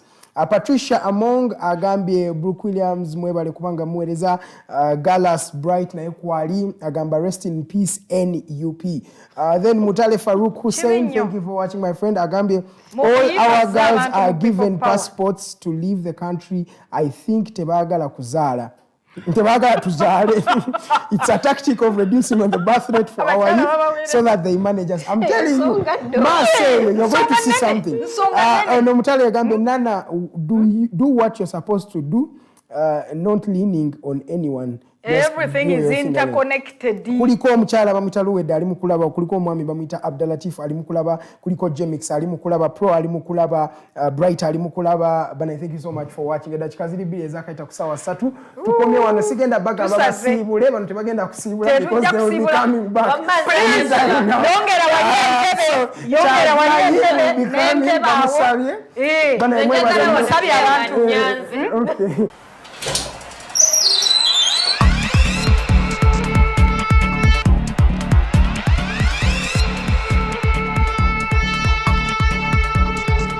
You have got to get up pretty early to go do something.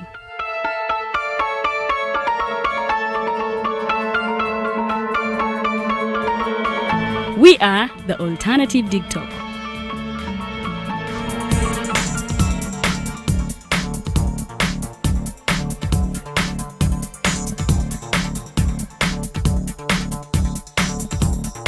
With our mobile studios, we are redefining TV presentation just as technology is setting the pace.